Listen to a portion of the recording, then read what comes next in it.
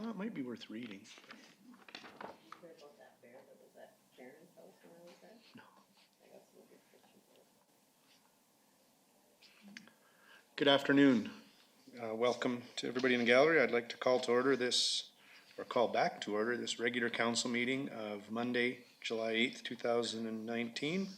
We've dealt with our in-camera and we are now moving to the regular session. I would like to ask for a adoption of the agenda, or if there is any additions from staff to the agenda. None from staff, Your Worship. Any additions from council? Seeing none, I will ask for any disclosure of interest. Does anybody have any interest to declare? None. Moving on to confirmation of minutes of the regular council meeting minutes of June 24th, 2010. We have a motion? Moved by Councillor Lindgren, seconded by Councillor Wallace Richmond, that the regular council meeting minutes of June 24, 2019 be adopted as circulated.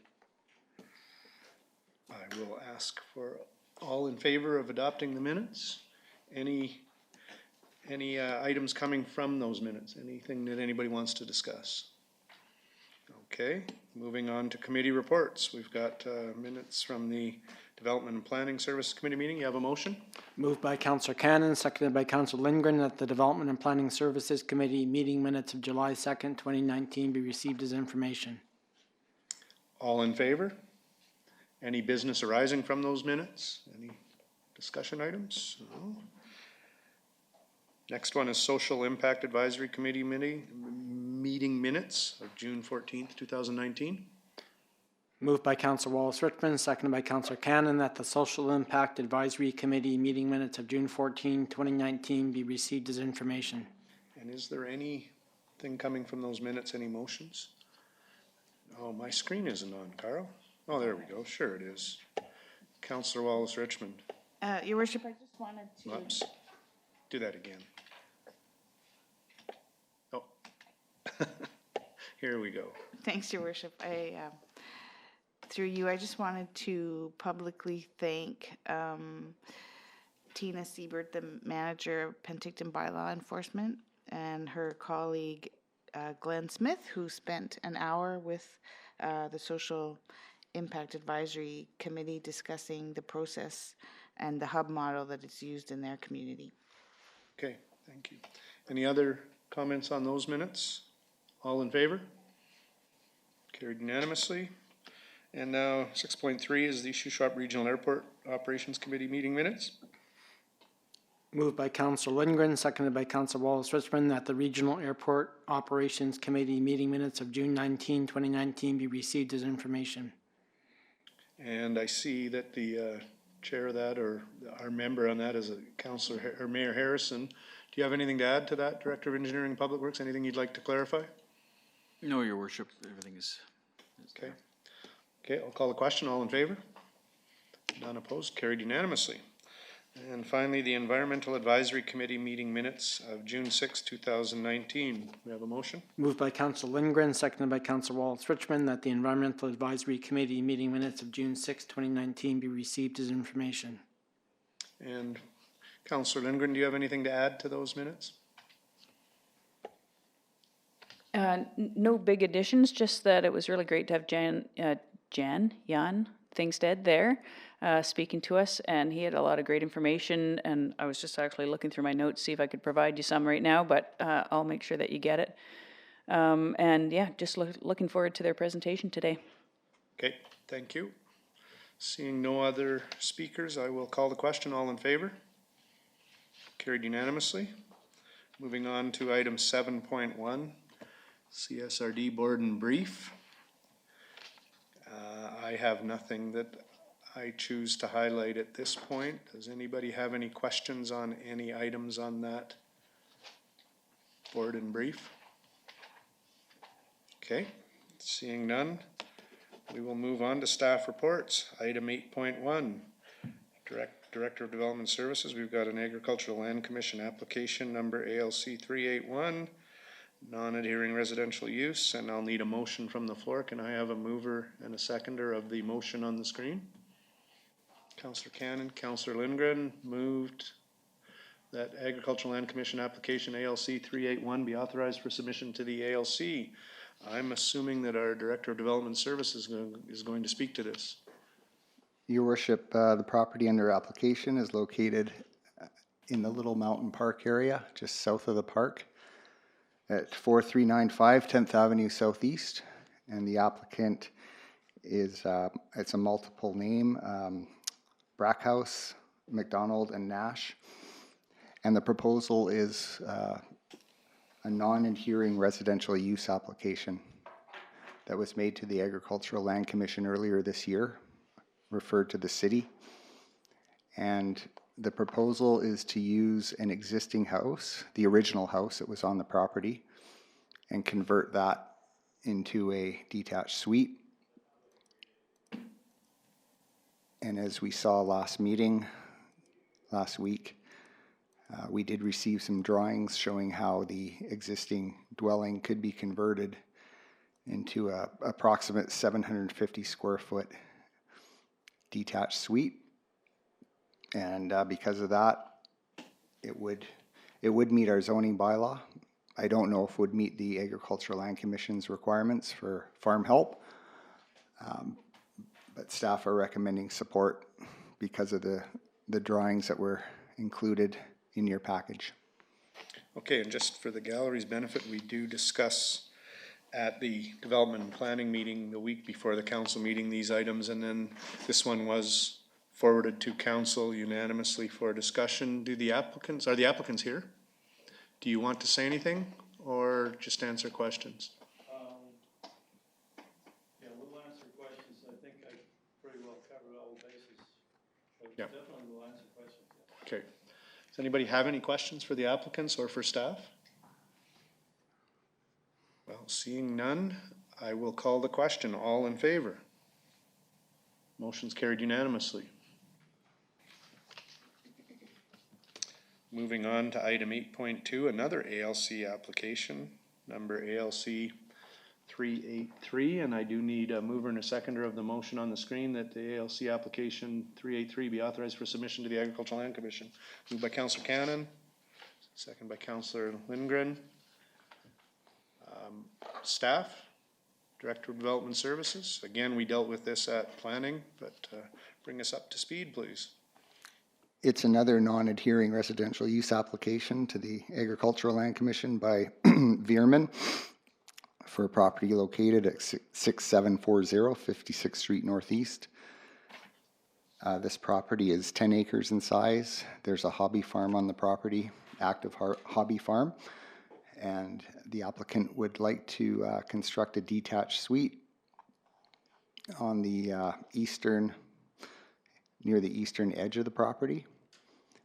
That's looking north towards the highway and the lake. This is east up the mountainside. There's drawings included in the report showing the detached suite concept.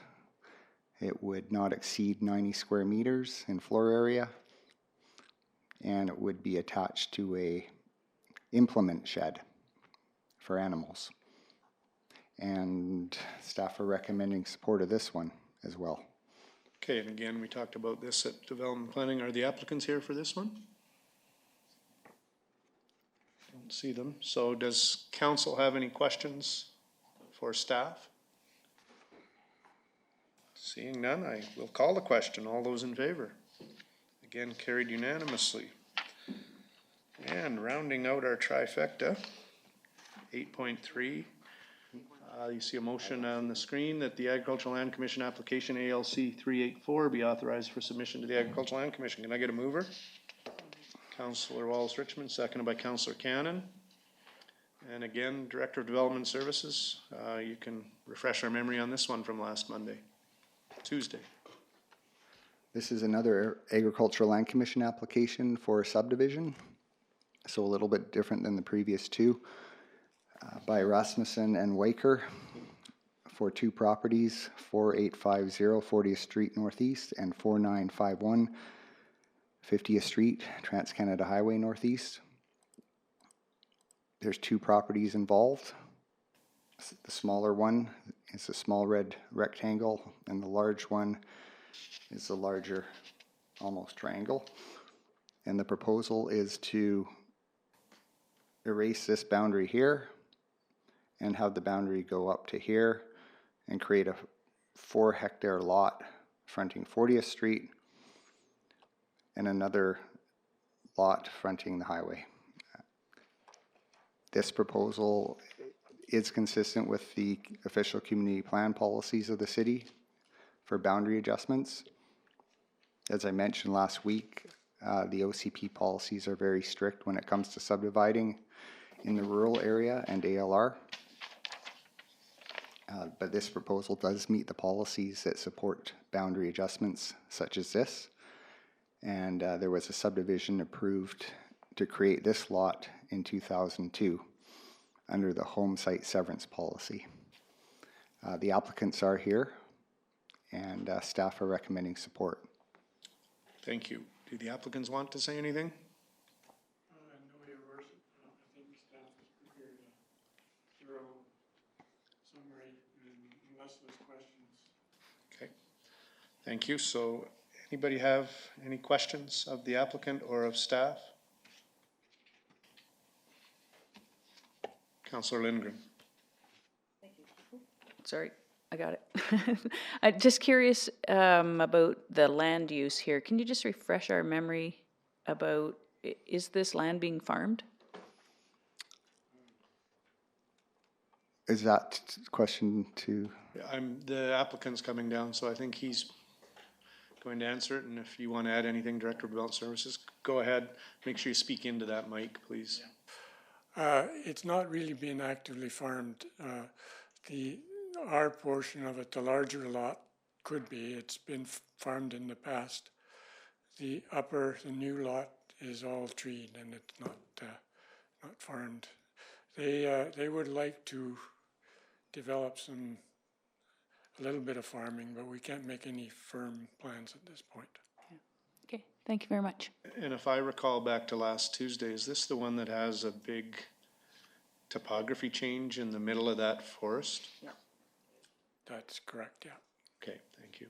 Any other questions, Council? Thank you. Thank you. I'm good. Okay, seeing no more questions and seeing the Director of Development Services has nothing else to add, I will ask or call the question. All in favor? Carried unanimously. And all I will say is that's probably the most ALC applications we've dealt with in one meeting. Ever. These are all going to be very interesting test cases of the new ALC legislation, and with our support, I wish you all well, and we'll see what happens. We're all going to learn from this, so thank you. Moving on to 8.4. Ooh, this is exciting news. Director of Engineering and Public Works. We have a motion on the screen. I need a mover and a seconder. Councillor Lindgren, seconded by Councillor Cannon, and I'll let the CAO read this. Moved by Councillor Lindgren, seconded by Councillor Cannon, that the city's purchasing policy be waived in procurement of the engineering services relative to project 2018-62 to authorize the sole sourcing of same to WSP Canada Inc. And that council award the engineering contract for the wastewater pollution control center expansion site selection study to WSP Canada Inc. for an estimated cost of $85,540 plus taxes. Okay, and I'm going to make an assumption, because I didn't check with staff, that this will be the Director of Engineering and Public Works, because he's got a little red light on there, so go ahead, Rob. Thank you, Your Worship. So this is in regards to a site selection study for the wastewater treatment plant. As discussed at the council retreat earlier this spring, we're estimating that the plant will reach its design capacity in 2 to 5 years. That's really dependent on, I don't want to scare anybody, that's dependent on the population growth of the community. So we're being proactive here. The reason we need to do a site selection study is because it's in our liquid waste management plan, which was approved back in 2004, and therefore we're following the steps of this plan. Now, an interesting note is the budget back in 2004 for the site selection study was $75,000. So we're not doing too bad on that process. And I think that that has a lot to do with the company that we've been working with for a number of years. So you'll notice that we're asking for a sole source WSP Canada. Well, they recently purchased Opus which had purchased Dayton and Knight a few years prior to that. And Dayton and Knight has a long-standing relationship with the city's wastewater plant. A lot of the technologies in the plant are designed solely by the Dayton and Knight team. So therefore, we also have a standing ongoing operational agreement with WSP now for essentially consultation services yearly. So we have 3 meetings a year, and it's about operational issues. So we have them come down and we talk to them about different things that are going on in the plant because of their knowledge, their operational knowledge. So it's kind of a bounce meeting where we discuss things, we try different things. So this plan, this study will basically look at options for us to potentially move the plant or not move the plant. And it requires an extensive amount of public consultation. And so we're hoping to award this to WSP for that purpose. Thank you. Any questions from council or any comments? Okay, seeing none, I will make some comments. I was the chair, I think, of the liquid waste or on that committee back in 2004, and I will in all seriousness say that in the 16 years since then, I've aged more than this cost has gone up. But it was probably early in my council days the most educational and informative way to get involved, because I can guarantee you no matter what comes out of this study, it will be controversial and expensive. But I think sole sourcing this makes a lot of sense, and it's sure great to hear it's only 10,000 more than we budgeted in 2004. But I think part of that is because we're sole sourcing and they have such experience with our plant and everything that's gone on. So it's time for us to look at options. They're going to be controversial no matter what happens. And I look forward to supporting this motion and seeing what they come back with. So I will call the question. All in favor? It's carried unanimously. Thank you for that report, staff, and I look forward to hearing how it goes. Item 8.5, Blackburn Park picnic structure. There's a motion on the screen. I need a mover and a seconder, please. Councillor Lindgren, Councillor Cannon. Carl? Moved by Councillor Lindgren, seconded by Councillor Cannon, that the 2019 budget be amended to reflect additional funding for the Blackburn Park picnic structure. Construction budget to cover additional unforeseen expenses in the amount of $25,000 reallocated from Blackburn Park Reserve. Okay, so I'm assuming this is again Director of Engineering and Public Works, and clearly the budget news isn't as good as the last item, so I'll let you take it away. Thank you, Worship. So this is for the new gazebo or picnic shelter that's being constructed in Blackburn Park. It's been partially funded by Rotary. During the building permit process, we hired a structural engineer to review the footings, and they looked at the structure and realized that because it's a public facility, it requires different fittings around the wood structure, and so this added quite a bit of cost to it. We're asking for $25,000 just to make sure that we don't have that we don't have to come back to council for anything else. But there are stainless steel fittings and large bolts that have to go through the wood structure. And as I said, it was unforeseen until we reviewed it with the structural engineer. Any questions from council? So just so I'm clear and we know what we're voting on, you're asking for 25,000 more. You're not necessarily going to need all that, but you don't want to have to come back. If we went for 15 and then have to come back for 10, we're going to deal with it all now. That's correct, Your Worship. The estimate was $15,000, but we want to make sure that we've got sufficient funds there. There was also one item that wasn't budgeted for, and it is being discussed with Rotary, and that was for some lighting in the shelter. So if we have money remaining in that, we'll add in the lighting. I heard somebody's button go. Councillor Cannon. Thank you. I was just curious in regards to lighting being added. Is there gonna be hookup for, electrical outlets? Your worship, there is electrical being fitted in the building, so you'll be able to have events, just like the previous gazebo. Okay, perfect. I wasn't quite sure, so that's great to hear. Any other questions or comments? All in favor? Carried unanimously.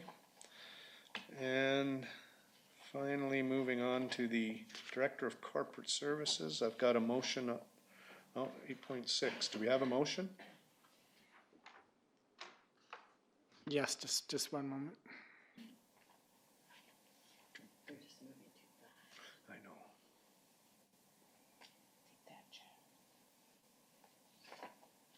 There we go. So item 8.6, I need a mover and a seconder of the motion on the screen. Councillor Wallace Richmond, Councillor Cannon, moved and seconded, and I will assume this one is Director of Corporate Services. Do you want to? Oh, I guess I should read the motion. Can we go back to the first screen? That council award the cultural master plan contract to Patricia Huntsman, Culture and Communication for the quoted price of $19,999, including applicable taxes. Director of Corporate Services. Thank you, Your Worship. At the January 29th, 2018 regular council meeting, council authorized the issuance of an RFP seeking a consultant to prepare a cultural master plan. This process was delayed until the branding project had concluded in late 2018. The RFP closed on June 24th, 2019, and 4 proposals were received.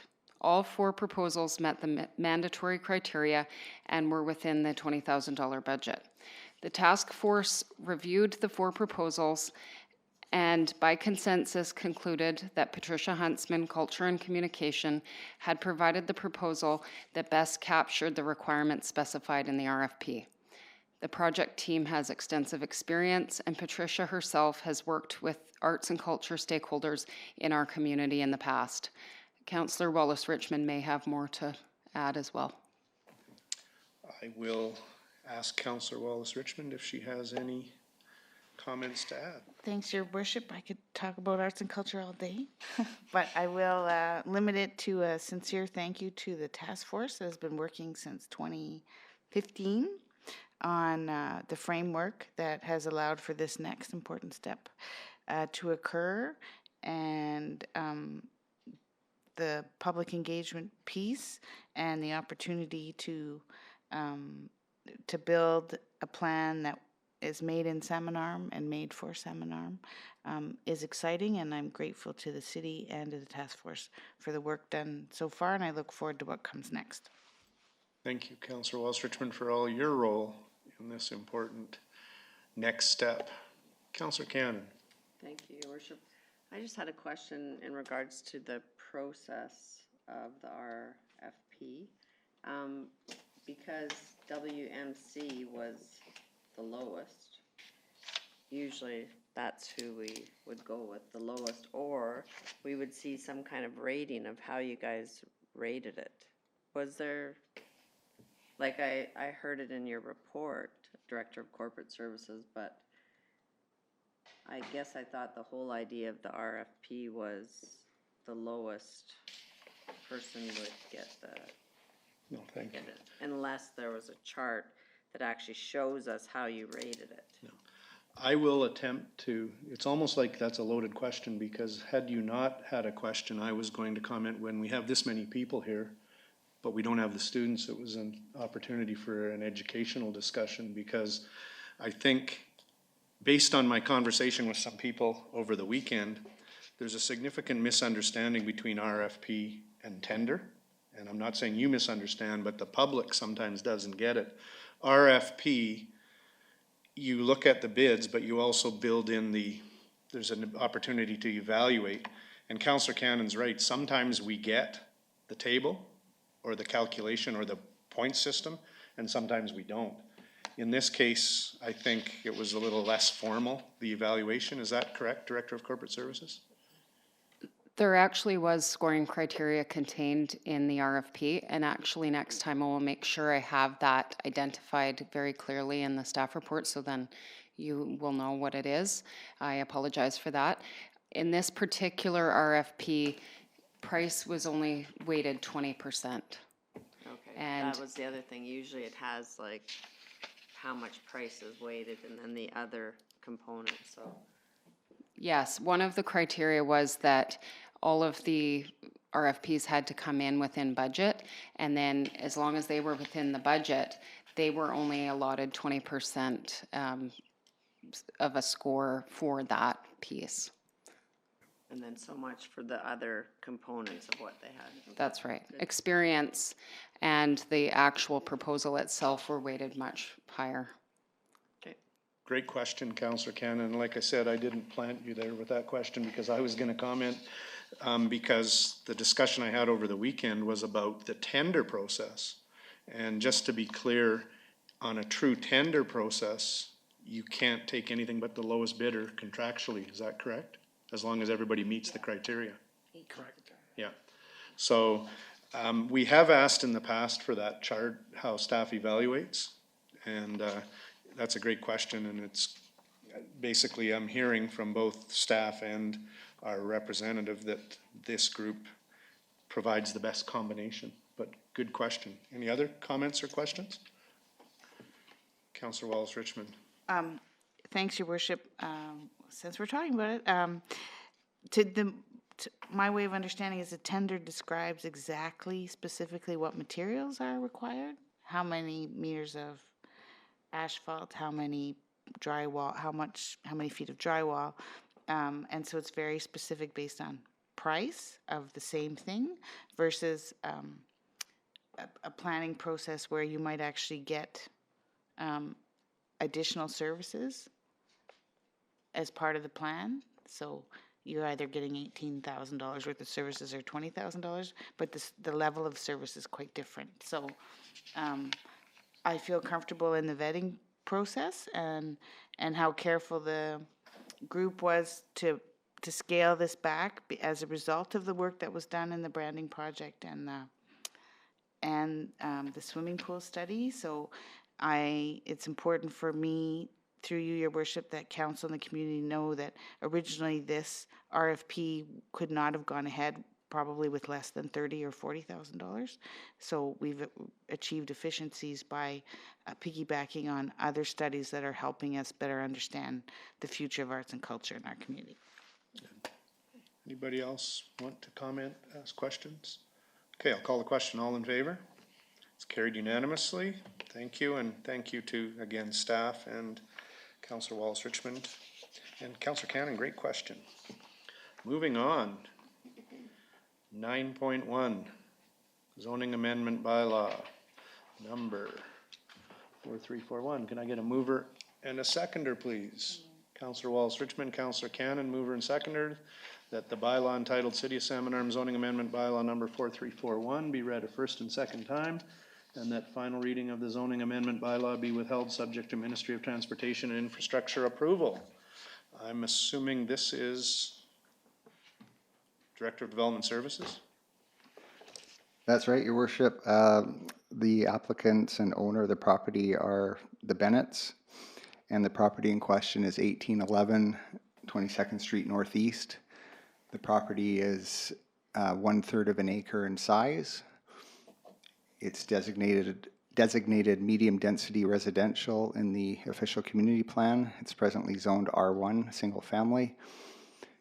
There's a house under construction right now, and the proposal is to rezone the property to R8, residential suite zone, in order for a suite to be allowed in the basement of the property.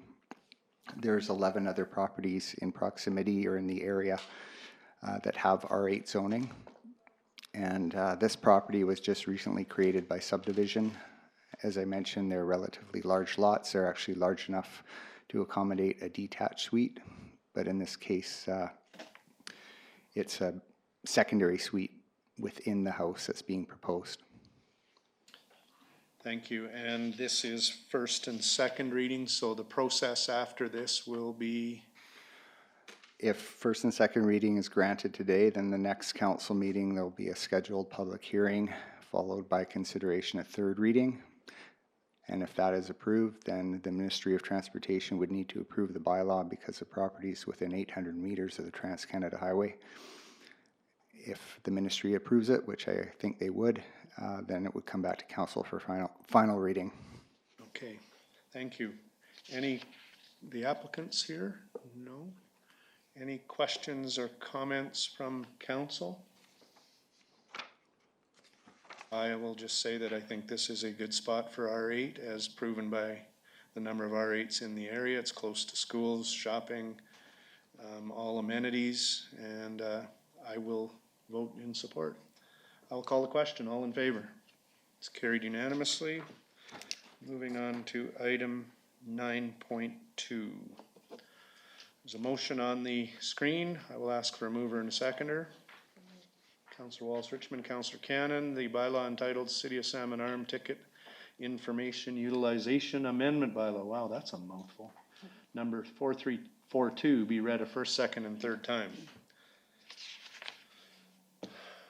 Council or staff, I guess I should ask staff first. I'm assuming this is Director of Development Services. Your Worship, just within the last few months, City Council approved street solicitation bylaw number 4273. And although that bylaw does reference offense penalties, if an infraction were to actually get to court, there were no fines proposed at that time.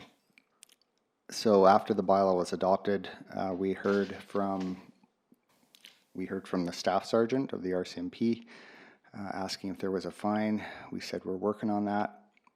And just to put it into comparison, the Safe Streets Act, the fine for a breach of that provincial legislation is approximately $89 per infraction. The city of Penticton has a fine of $100 for their similar bylaw per infraction. And I believe Kelowna and Kamloops are $100 per fine as well. What we're proposing is a $50 fine. Okay, I would ask that Councillor Wallace-Richmond maybe provide us with some context from the Social Impact Committee. Councillor Wallace-Richmond. Thanks, Your Worship. I see this as a, to be blunt, a piece of housekeeping detail. The bylaw was passed by council in May. This was an outstanding matter. You'll remember in the bylaw, the suggestion was no less than $50 and no more than $2,000. And council was very clear that the intention was not to fine, that the intention is to look for resolutions and to set clear expectations of what our expectations are, or clear expectations of what is permitted in the bylaw. And I appreciate the tying up of this portion. I also remind council that the work does not stop here. It is only one part of the framework of a system that is compassionate and collaborative, and we're learning many things from our neighbors, such as Penticton, that I mentioned in the SIAC meeting minutes. So SIAC is meeting again on Friday, and we will further discuss the social development needs of our community and the steps that we can take moving forward to make sure that Salmon Arm is very clear in its expectations, but also very compassionate and inclusive in bringing as many agencies to the table as possible so nobody falls through the crack. But I see this as a necessary piece, and I will be voting in favor of it. Thank you. As usual, very eloquent. Further comments, Councillor Lindgren. Thank you, Sue. Thanks, Your Worship. So I'm prepared to vote against this, and I think that, you know, everybody knows why. With great respect to my fellow councillors, I know that they've been involved in this for a long time, and they're doing what they feel is the right thing. I have a different opinion, just in that I don't see how fining people that live on the streets is going to help. I don't know that they'll be able to pay the fine, and so I'm having a hard time getting to the point where I can support this. Maybe over the next 3 years, I'll change my opinion, but at this point, I'll be voting against. Thank you, Councillor Lindgren, and that's why there's more than one of us at this table. So, any other council comments? I will just make sure I clarify for the gallery. To me, there's two parts to this. One is attaching a fine, and the second is allowing our RCMP to be able to write tickets under this instead of having to do it under the Safe Streets Act. Is that correct? Yes, and also our bylaw enforcement officer. Yeah, but that was in the original bylaw. I hear both sides of this, and I've heard both sides in the community. And I would maybe ask the Director of Engineering and Public Works, in the years you've been here, how many actual tickets have we written for either watering, rules being broken, or unsightly premises, or pesticides? Your worship, unfortunately, I'm not in charge of bylaw. That's Yeah. Kevin's department. Okay. Your worship, I can answer that. We've hardly written any tickets for watering restrictions. For unsightly premises, a few. A lot of those go to council first. Right. I think writing tickets for this bylaw would be also extremely rare as well, as we would try to communicate with people, which we do with all our bylaws. We don't write a lot of tickets for bylaws other than parking in this town. Okay, thank you. And that's, I think, really important to note. I was originally not in favor of a bylaw, but knowing that we're going to be using this softly, to me, is important, but I think it has to have the fines tied to it. So I will vote in support, but I will also listen to the next talker, which is Council. It does say next talker on here, by the way. Councillor Wallace Richmond. Thanks, Your Worship. I want the record to show that if you are convicted under the Safe Streets Act, that is a criminal offense. And we talk about not criminalizing poverty. There's no one at this table that wants to criminalize poverty.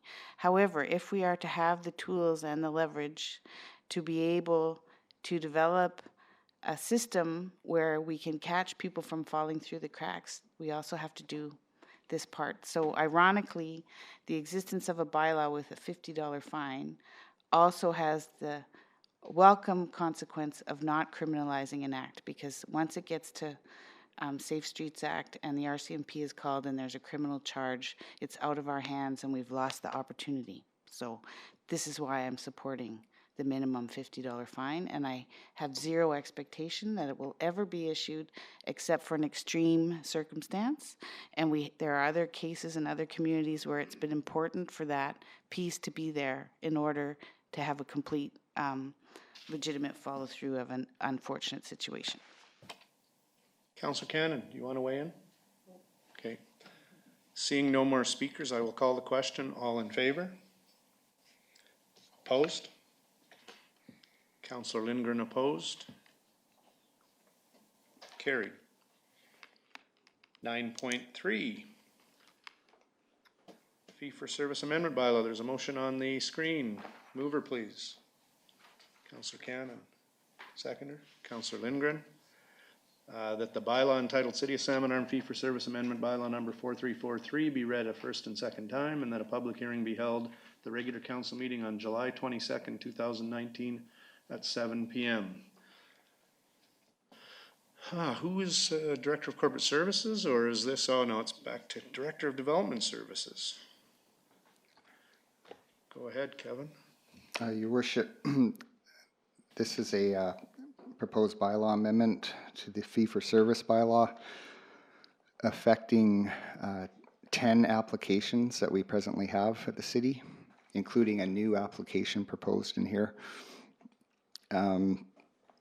As mentioned in the report, fees have been stagnant for almost 20 years, if not 20 years. 1998 was the last big fee revision.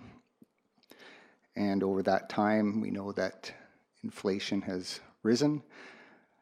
The staff time involved in most applications has increased because applications have become slightly more complicated than they were 20 years ago.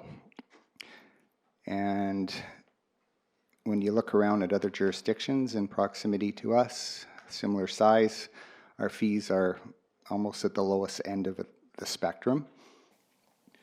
The proposed fees laid out in Table 1 of the report bring the fees to what I believe to be a fair and reasonable rate for each type of application, including the new application proposed for radio cellular communication referrals.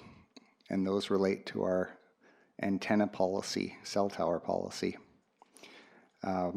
We had a few referrals off the bat with that policy when it came into effect around 2014.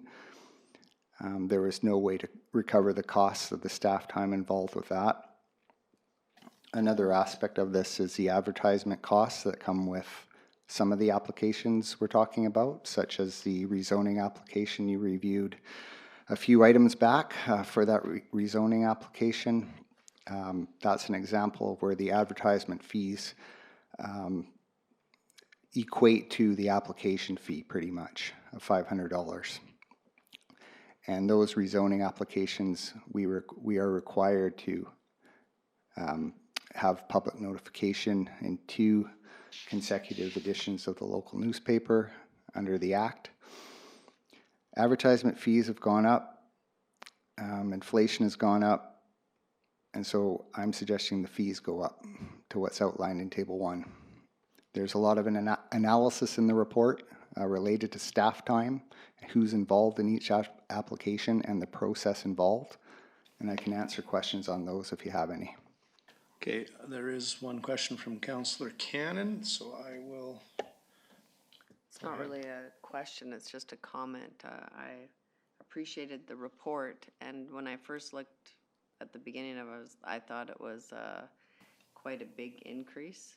But then looking at it further at other communities in comparison and how long it's been since we've adjusted the fees, and also with the advertising that has to go along with when you have an application, I'll support this. I think that when you look at the chart, it looks like quite a huge jump, but I think it's justified, and I thought it was a really good report. Thank you. Can I ask you, I've got another comment from Councillor Lindgren, but before that, could you just put up page 133, the actual comparison? Because you mentioned that we're somewhat at the low end. When I look at this comparison, we're at the low end in every category by a lot. So I agree with the comments on the report. I'll go to Councillor Lindgren, and go ahead, Councillor Lindgren. Thanks. Yeah, I just wanted to actually say partly what Councillor Cannon said, that when I first looked at this, I thought, oh man, how can we put up the fees? Everybody's complaining it's so expensive to do development in Salmon Arm, and how are we going to justify this? And then read through the report, which was incredibly thorough. Thank you for doing that. And you made it easy, because it's not just that, you know, it's random. There are things attached to these applications that have to be done, and advertising is a big part of that. And it's just, in the end, I had to conclude that it's not fair for the rest of Salmon Arm to be subsidizing the cost of one person's development or one developer's development. And so raising the fees is the only way to really deal with it. So thanks for making it so clear. You changed your mind? I will clear the queue. Any other comments from council? I have one question to staff. Knowing that it's been, you said 98? Well, I do the math, that's what, 21 years since we last reviewed this? I know a lot of the funding things we do lately, and a lot of the contracts we have with people like economic development and tourism delivery services at the chamber, we've built in inflation, cost of living increases, so that we don't end up here again. Was there any thought to that, or is it harder to do with something like this? Your Worship, I learned a lot doing this report on how fees are set, and the legislation behind it's pretty simple. It's community charter, and it's only like it's only one section of the charter. It's not like a DCC bylaw. And I know in the city of Kelowna, they have a escalation clause in their fee for service. So their fees actually increase yearly. So I did look at it, But decided not to recommend it, okay. not yet. And I will echo the comments of others about how great a report you put together, because as much as it does seem like a big number, if we amortize that increase over the last 21 years, it's a really small number. And take into account inflation, we're still probably going backwards. So thank you for the report, thank you for the detail and the time, and Councillor Walls-Richmond. Yeah, thanks, Your Worship. I believe I understood that staff was going to consult with the construction industry directly. Is that right? Skip? Yes, Your Worship, I did send the report to Shoe Shop Construction Industry Professionals and also the Economic Development Society. And I have had a conversation with the chair of the EDS just last week. It was an informal discussion at a meeting regarding another matter. So I have had some feedback, and what I heard was, it is what it is. Any other comments? Your Worship, the population in Salmon Arm in 96 was 14,000. The population in Salmon Arm today is pushing 20, if it hasn't already achieved 20. So the opportunity cost of a growing city to not keep up with expenses. You know, if your household gets bigger and busier, your expenses go up, and then when we don't plan for that, we pay for it in other ways and other things that can't be done, or other resources that can't be tapped into. I'm very happy to support it, and also, like with anything, it's, you know, communication is key, and once this is laid out in front of someone, I fail to see how even developers, you know, we can't build the city without them, but they're practical people and they understand that sometimes fees go up, and this is a validation and justification of that change. Thank you, Councillor Walls-Richmond. I had a question to the CAO. Do we need in the motion a specific letter to go to the impacted organizations about the public hearing?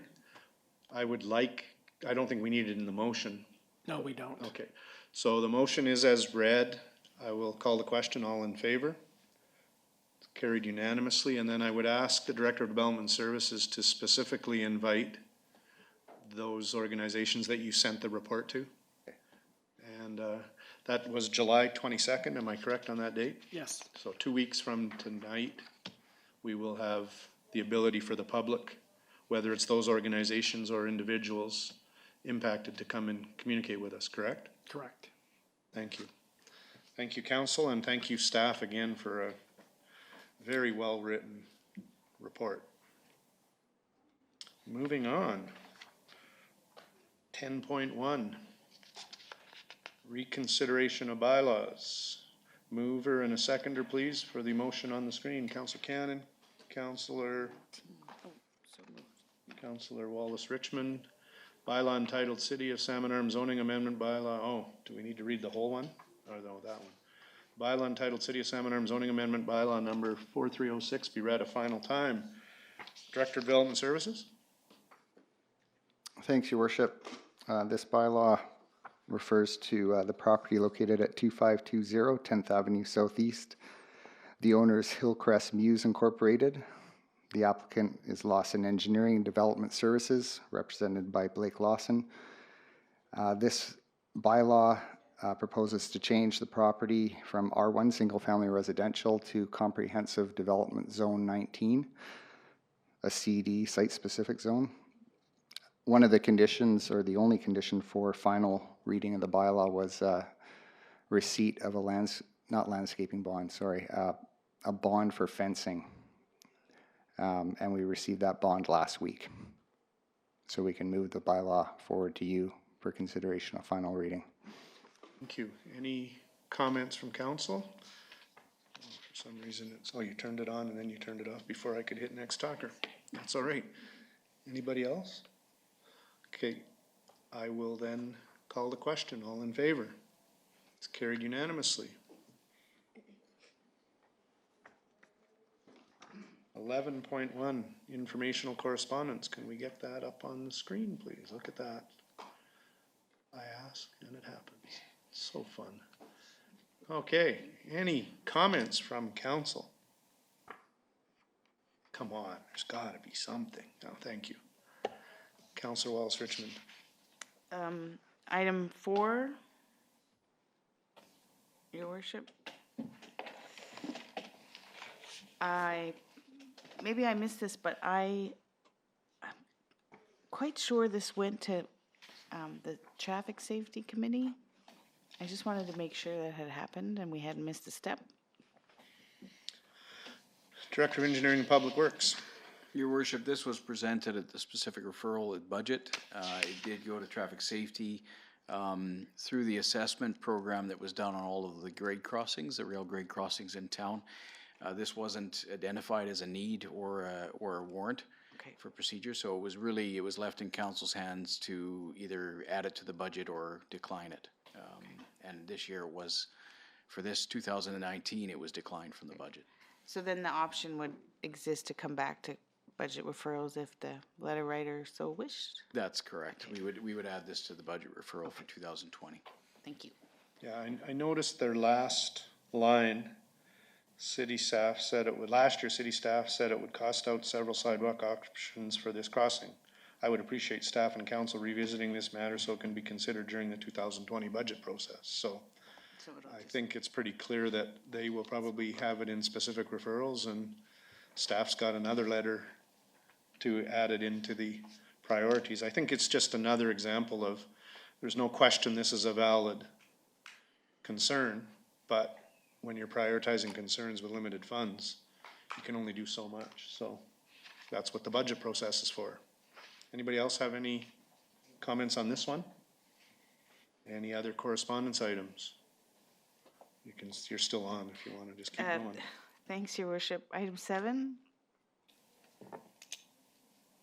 So staff indicated they were looking for some sort of action on item 7. Was there anything in particular? Did I misread that? It definitely says A for action, but that's really whether or not council wants to do something. Staff can't act on this on their own. They need council direction, correct? Right. Doesn't mean we have to take action. Yeah, It's just- and so since the topic has been raised at the UBCM, there are many receptions hosted by many groups. The People's Republic of China has a reception, and ultimately individual members of council from across the province will have to look in their own set of values and ethics and decide whether they are going to attend that or not. I don't see this as something that the city needs to, as a legal organization, get involved in. Thank you, Councillor Wallace Richmond. Anybody else want to add to this comment? It's interesting reading in the province with mayors in BC fighting with each other over this one. So I agree with Councillor Wallace Richmond. It's up to each of us if we choose to attend this when we go to UBCM, and I think UBCM will deal with this, and it's their role as an organization to deal with it. They have a board that will deal with it. Any other items in the correspondence? Nobody? Councillor Wallace Richmond, keep going. Your Worship, I really like to get the A ones dealt with, since it works so much better when staff helps us navigate what is, what needs to be addressed right away and what doesn't. So item 20 is a request for a sponsorship for the Interior BC Association of Injured Motorcyclists. And while I am empathetic to the cause and admire the hard work that they do on behalf of their community, it's important to remember that council is not a granting body. We provide a suite of services, and we have limited funds. On occasion, something that is local that needs our assistance will come to council, make a presentation, have discussions, come up with a strategy, and help make it happen. This is not one of those things. So for me, I think we have to take a pass on this and other type of requests similar to this one. Thank you, Councillor Walsh-Richmond. I don't hear a motion coming forward, so I think that's the action that we're taking. Any other comments on any of the council correspondence? Well, I'd be remiss if I didn't take on either Councillor Eliasson's or Mayor Harrison's role in commenting on the building stats, and I don't see any reason to not comment on them just because they're not going up this year or this month. And I think it's still close to a record year. It might still be a record year when all is said and done, but I think we're seeing a bit of a slowdown in Canadian and provincial economy and housing markets, and I think that's somewhat reflected in our numbers. And I know staff's still working very hard, and the number of applications isn't down a lot, but 26 million year to date is still pretty good pace that we're on. So, but it definitely is changing. If you went to the next page, I think you'll see that at this point this year at 26 million, it's still the 5th or 6th highest in the last 18 years. So it's still a reasonable result thus far, and maybe staff can maybe take some holidays that they haven't been able to take because they've been too busy. So again, thank you to the building, to all departments for dealing with what was record growth for the province. And then the last one I do want to comment on is number 3, and I see staff has dealt with that, but I guess I was wondering if I can now book my spot up there at the new cemetery that I jog by and walk by and quite enjoy walking through. Where are we at with the opening? Thank you, Your Worship. Actually, just today, I was informed that we've been granted licensing for the new cemetery. And we plan to have the grand opening the second week of August. The new cemetery rates will hopefully be adopted at the next council meeting, and they are effective August 1st. And this had an S beside it, so have you let this person know? Absolutely. Great. I did call and have a conversation with the letter writer, and she was very pleased to hear that it was coming soon. And both of our local funeral homes know? We're just in the process of notifying everyone, and also there's quite a wait list of individuals who asked to be notified when we had more information to provide and a firm date. So we'll be getting a hold of all those people as well. And Martha, while you're here, I would just emphasize that it is an absolutely beautiful cemetery and looks amazing, and I can't wait for that grand opening, and hopefully we get a lot of turnout, so to speak. I'm not sure how to say that, but okay, moving on. No other correspondence comments? Oh, that was easy. Whoa, don't throw stuff there. Moving on to 11.2, Salmon Arm Tennis Club report dated June 21st, 2019. I'm assuming this Chief Administrative Officer wants to speak to this. Your Worship, you can see the letter from the Salmon Arm Tennis Club. They're asking for council to extend the terms of the loan agreement that they have with the city. You may recall that council agreed to endorse a $175,000 0% loan, which was, I believe, probably 25-year, and that's what they're asking to be extended for 2 years, I believe, on the repayment. And Mr. Winston Payne is here today to speak to it. Okay, and before Winston, I guess everybody's okay with Winston speaking to this. Before he comes up, I just want to ask a couple questions that might save Winston some time, might not, might cause more time. But by extending for 2 years or delaying repayment for 2 years, we're just going to extend it at the other end. We're not going to raise the monthly payment. Is that correct? That's correct, if council chooses to do that. And that loan was a 0% loan, so we don't charge interest. Correct. And they've already made some payments, Yes. and they're just asking to suspend it temporarily. In order to generate operating revenue. Yeah. Okay, so I will ask Mr. Payne to come up. I'm not sure if you need to answer any questions, but we're always happy to see you here. Hope your shoulders are better and you can, your back's okay and, It's all good. yeah, okay. Hi. Any questions? Does any, I mean, you don't really need to do a formal presentation, I don't think. It's all pretty much in your letter. Does anybody have questions, or do you want to do a formal presentation? No, I think it's probably appropriate that, thanks for giving me the floor and the opportunity. So the letter basically outlines where we're at financially with the project, and the cost overruns we've hit were a result of a couple of changes to our drawings. So the mechanical drawings changed sort of, I'd say, a couple of months ago, and that created a new set of equipment that we had to order, and the costs went up accordingly. So we didn't see that coming. And then the electrical, as it was being installed, I think there was an underestimation in terms of how much work there was. So those two bills specifically went up substantially on us. So we were close to completing the project without having to ask this type of a request, but by allowing us to do this, if it's granted, what we are wanting to do is, if we have to raise additional funds by debt in the next couple of months, we'd like to take the first couple of years to try to pay that debt off as much as we can out of operating revenue. So there's impacts. What we've looked at, we're being very responsible in the sense that there's impacts on the operating budget. For example, our first year we had planned to hire an employee at $30,000. We probably won't be able to do that, and the club will then have to volunteer run this for 1 to 2 years. That's $60,000 that we will not spend likely.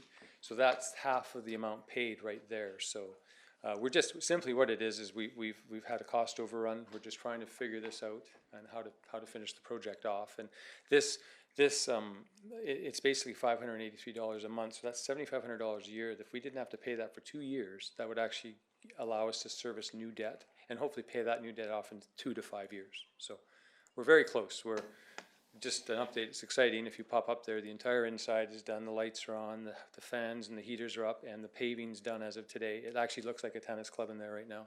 It's exceptionally exciting, and we just have to finish off the storefront, and we're looking at getting occupancy as soon as September if we can get our work done, and then we can start generating revenue by renting the facility. So we are so close, and we've just hit this. I've akined it to running at a brick wall, and we're now 1 inch away. So it's the reality. It's been our reality for the last year, and I wish I didn't have to ask these types of things, but the fact is we're building a $2.9 million building for $1.7 million. So it's everything's coming to a head here. So Any questions, comments from anybody? Okay, Councilor Wallace-Richmond, were you there before, or did you pushed your button? Yes. Go ahead. Thanks, Your Worship. Thanks, Winston, for the presentation. So you're not saying you want to pay us back less, you're just saying you want to pay us back later. yes, and if there was an interest rate attached to this, it would be a completely different request. I mean, the Yes. opportunity cost, in my mind, I'm not an economics master, professor, or anything, but there's no cost to the city in my mind because you weren't getting interest from us anyway, so we're Yes. simply deferring that. That's how I look at it. And the reality of public projects, especially those powered by volunteers and donors, is sometimes it takes more time. And I think it would be, from my perspective anyway, a shame to be this close to the completion only to sabotage the efforts. And so I'm happy to support it. Thank you, and I should add too, we are applying for grants that are available. We're working with Lana at EDS to look at the gaming funds that are, by the end of this month, we will have an application in. And all the other programs or grants that we do qualify for, we'll continue to apply for. We continue to fundraise. We had our opening and made $10,000 at that. I mean, we're continually getting donations from individuals for tax receipting. So it's an ongoing effort. We're not going to stop. We're going to finish this thing, and this really does help us. Thank you. I will make a comment. I will vote in support of this. Do we need a motion? Yes, we do, and the motion, Your Worship, is essentially to agree to provide a 2-year grace period On the loan agreement. repayments at 0 interest? Yes. Okay. Can I get somebody to move that? Councillor Wallace-Richmond, Councillor Lindgren, Councillor Cannon, we got all kinds of movers and seconders. When you originally came, I was probably the most persistent on wanting to see a business plan, somewhat concerned about public money. Having gone to the grand opening, having seen what's been done, I'm not concerned about this use of public money. I think when we consider we put up signed a loan guarantee for $175,000 or put up $175,000 at a zero interest loan. When we see that we've got, as you said, I was gonna ask you, what do you think it's worth? 2.9 million built for 1.7. Amazing. It's just an example of what Salmon Arm can do, and I'm happy to hear you might have another full-time job for the next year, but it won't be as hard on your body working at the front counter. Another job for free. Yeah. But no, it's anyways, it's the community effort. This has been built by the community. We said it at our grand opening. This wasn't built by a few individuals. This has been a community. It started with you folks. You have been our number one partner, and our list of, when we sat down and did a recognition for the grand opening, it actually blew my mind how many people, how many companies have been involved with this. So the community built this, and the community, it's for the community. We're going to operate it that way, and it's a huge win for Salmon Arm, and we're hearing that a lot. People are seeing it and seeing the potential of it. So yeah, I appreciate the comments. I really do. We're on the back end of this thing. We'll get it done soon. So. And the one thing that I noticed that was amazing, that's different than when I was a member of the club 10, 12 years ago. I haven't really been a member of the outdoor club since, but the number of kids and the youth program that's going on at the outdoor courts and will continue at the indoor courts was amazing. I will say, and I'll put it in public, I'm disappointed in Tennis Canada and Tennis BC for how little they've participated. And hopefully you can get some money from them at some point. Yeah. But that's a bit disappointing. You cannot believe how much I agree with you. Okay. And Great. they know it. They know it. They're very. I won't say they're embarrassed about it. It's not in their wheelhouse. It's not. They don't fund to this level. Tennis Canada has made that comment, but they're wrong not to do that. Yeah, totally wrong. Yeah. Whoops, sorry. Go ahead again, Councillor. And I cleared you before I let you talk. Thanks. Go ahead. I don't have any questions for you, but I just wanted to comment that this is a really great example of what a community can do when it pulls together, and for us not to support it now would be crazy. And so I'm happy to support and vote in favor of this, and just want to say thanks for all you've done to spearhead this and to make sure that it got done. There's many of us, but thank you. Yeah. Thank you. The grand opening was awesome. Thank you very much. And it wasn't really the grand opening, it was the grand kind of opening. Grand near opening. We just had the opportunity to have a very high-profile person come attend, so we took advantage of that. Yeah. Any other comments? I will call the question. All in favor? That's carried happily unanimously. Thank you. I just got back from India. Namaste. Yes, I saw some photos. Next item is new business. We don't have any new business, and our presenters aren't coming till 4 to 4:15. Oh, do you want a quick can we take a break till 3:45 and then, because everybody needs a, yeah, okay, we'll take a bio break till 3:45. Is that good with everybody?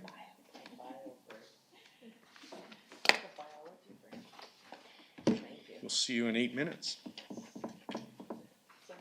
Thank you for the gallery for being here.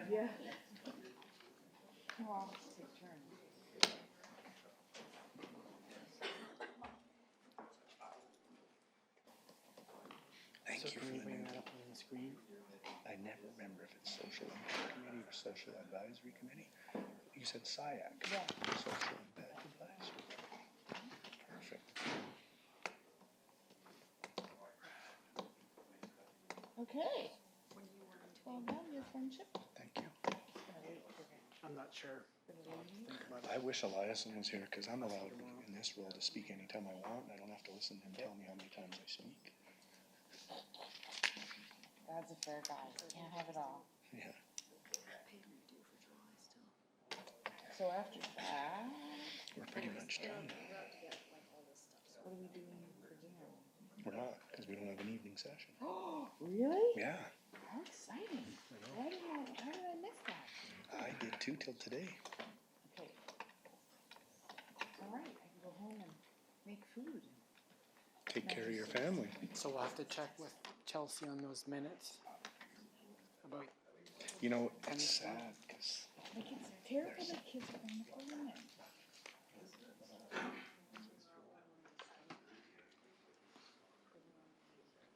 Yeah. Yeah. Yeah, and I want to see if there's only one. Carl. Hey, Carl.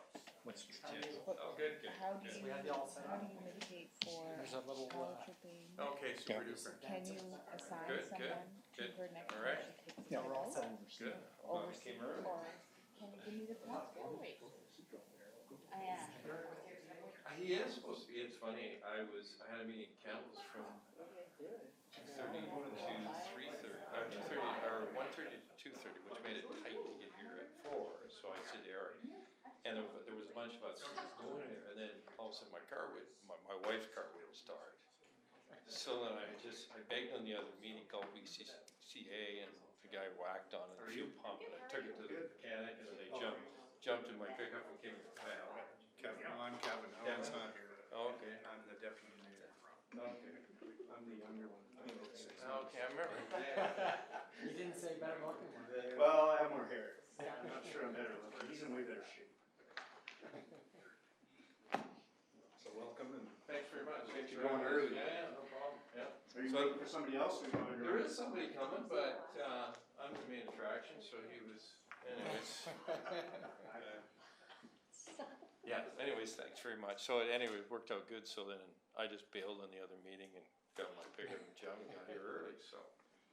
And I live in Kamloops, so I was kind of like, wasn't quite sure what the place was, and asked Eric what it was. Well, you made it. Good luck. Yeah, okay, good deal, okay, thanks. Hey, Martha. How are you? All right, how are you? Good, thanks. That's good. What's new? Very much, really. My son's doing for the summer. Is he working or? Yeah, he's been working up at, Auto detailing. Oh, yeah. Oh, yeah. What's he taking? Economics. I'm not sure why, but it's not my place to judge. How are your kids? We're doing good. Drew's in Australia right now. Oh, is he really? Cross. Oh, good. And he's going back to school in the States. He's on scholarship there. Oh, that's awesome. Nice. Allison's graduated with her bachelor's degree. Of science, huh? Yeah. Oh, good. Health science. Oh, good. And she's got a couple jobs around. And, she's looking to go into occupational therapy. Oh, that's very So interesting. 2 years master's program. Oh, good. Doesn't really She fit well wouldn't with go my until budget September. schedule. Okay. So she's not gonna do the. But I mean, it's gonna be complete opposite of Jack. It's a great job. Yeah. And it pays well and it's a good demand. Yeah. It's hard to get into jobs. Which is the same as Yeah, still. staying with Yeah, you. she's living with us and Oh, nice. it's good. I like having her around. Oh, I bet. Yeah, I know, it's weird, hey, after so long. I don't like having her around so much because it's just chaos. Yeah. So which did you prefer? Come and go and Oh, yeah. Yeah, there's something about young thing. Oh, that's great, I'm glad to hear they're doing well. That's good. Sorry, Carl, I'm keeping you on your feet. Sometimes I'll read emotionally, sometimes I'll. yeah, whatever works.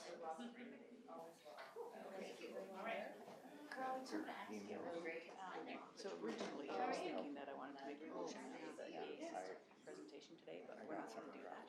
And so I was talking to Kevin I about, wanted to actually read yeah, I know, that's why I decided not to, because that DP. I was gonna call it the Kevin Squared Show, cause it was either me or him, so it's, or K2.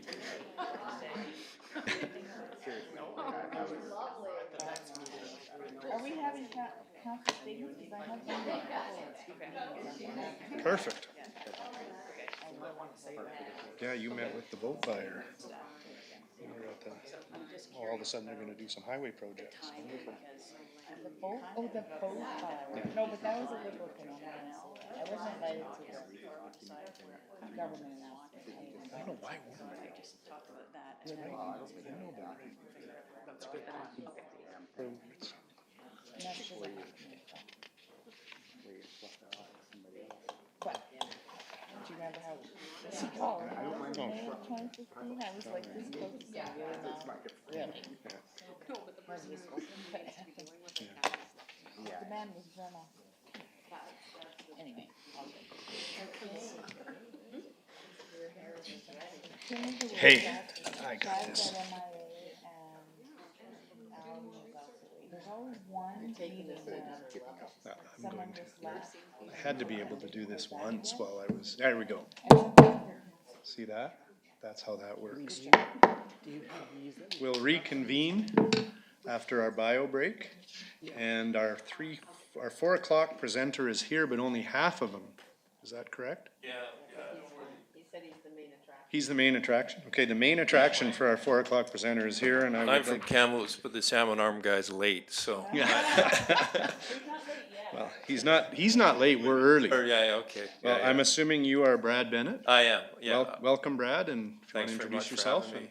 So, I'm Brad Bennett, the Woods Manager for Inter4 out at Adams Lake. And the reason I'm here today is to give you a little bit of background on the recent announcements, more so in the Kamloops area, the closure of the Canfor Vavenby sawmill and the proposed purchase of their tenures to Inter4 at Adams Lake. And sort of give you a bit of background of what we're asking for is a letter of support from Mayor and Council to be sent to the Minister Doug Donaldson supporting the transfer.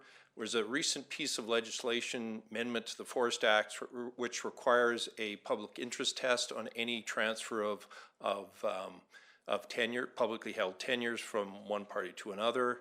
We've been obviously advising our employees, our contractors to send their letters to the minister, and they've been doing so.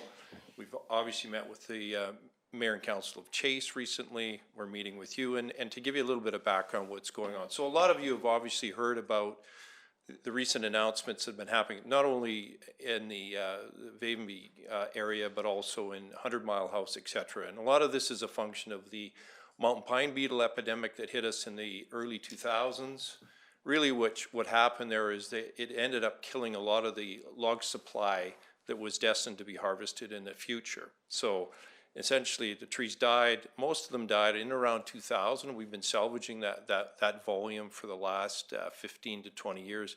And now we're at a point now where the salvage has stopped, and the annual allowable cuts of the harvest level set by government are starting to drop. And they have been dropping for a while and will continue to drop for a while. The Kamloops area is a little further, and the 100 Mile House area are a little further ahead than where you sit in the Okanagan here.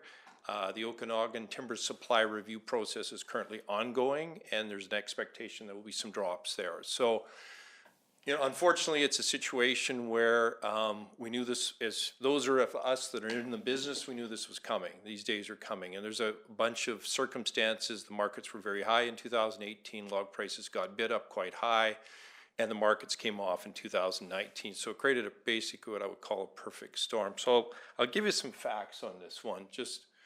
So that's just a picture of the Adams Lake facility, obviously on the south end of Adams Lake. So if you look at this particular graph or chart here, so what it shows is the overall level of the bar is the consumption of the individual facilities collectively, and the blue line is how much volume they have under secured quota, and the green is really the component which we're required to purchase in the open market or from government's timber sales program. And if you're in the business and you look at this, what it shows very clearly is the Inter4 Adams Lake facility and the Canfor facility in Vavenby were in essentially a tougher position or more imbalanced situation than other mills in the area. And this is really focused more so in the Kamloops area. One of the things I want to point out is I don't know if this works. Yeah, that's no, it goes blanks out there. Anyways, there was an overall supply gap of about 1 million cubic meters. And to give you a sense of how big that is, every logging truck has about 50 cubic meters on it. So it's a pretty big supply gap. Our facility consumes currently about 1.1 million cubic meters or 100 logging trucks per day. So just give it a sense of the overall gap. And this is a function of a number of decisions that have been made by the Chief Forester. In our case, in the Kamloops TSA, which is where all the Adams Lake licenses are held, She made a decision in 2016 to drop the AAC then, and it again is forecasted to drop again next year. So this is this is what the situation looked like prior to June 3rd, prior to the CAN4 announcement. This is the situation that it looks like post-announcement, and there's obviously a couple other announcements that happened. One is that that West Fraser announced the closure of their Chasm facility in 100 Mile House, and taking they actually have two facilities, one at Chasm, one directly in 100 Mile House, and they would take their one facility in 100 Mile House from 3 shifts down to 2 shifts, putting them in a really good position going forward. The other thing that I'd like to point out is the AACs are continuing to drop. They're forecast to drop again next year and the year after. And so again, what you can see, the other thing is Aspen Planers is announced going to a single shift. So what you can see is, in the case of Inter4, you know, our situation we become whole again. And if you look at the previous graph, in this graph, you'll see a gap there, or a much higher level. So we're currently running our facility below what would be the efficient level for it to operate in, strictly as a function of log supply. So bottom line is, when you look at these graphs, if it wasn't the you know, and this is obviously not a very good situation in Clearwater, and we're doing what we can to mitigate that situation, but if it wasn't them, it was us. And if it was neither of us, frankly, within the next 5 to 10 years, we would both be in a very disadvantaged situation and probably, you know, would be facing closure. When you look at it from an investor's perspective, you don't have secure log supply, you don't have secure raw material supply, you stop investing in the facility. We were already starting to get some, you know, our employees were starting to get a bit disgruntled because they were not getting a full-time employment at the facility. But what this shows is, after the announcement and with the transfer of the CAN4 tenure to Adams Lake, we'll be whole again and in a much more competitive situation than we are today. Oh boy, a slide's missing. What happened? Well, isn't that weird? Anyways, there was another slide in there that really showed the demographics of where our employees come from. We employ roughly 235 hourly non-union hourly employees at Adams Lake, and we employ about another 250 employees in the contractor world. As far as where do our employees come from, roughly the largest component comes from Chase, then and Salmon Arm and Kamloops are about equal at about 17%. But if you look at it, actually you look at other areas like Tappan, Blind Bay, forget some of the, but if you look at that end of it, there's almost 60% of the employees would be, their service center would be Salmon Arm. So a fairly big chunk of employee base does rely on Salmon Arm. So what we see, when I look at the stuff that when we complete the transaction, and this is explaining some of the things we're doing also to satisfy our Bill 22 requirements, this will put us in great shape for the next, despite the AACs continuing to drop, this puts us in really good shape for the next decade plus. We also have a great working relationship with the people at Canoe, the Gorman Group, and we also have a trade relationship with the Stella Jones guys. So we trade them poles that they use to make poles in their facility, and they trade us back logs. So again, we are a big part of the regional economy. That's part of it.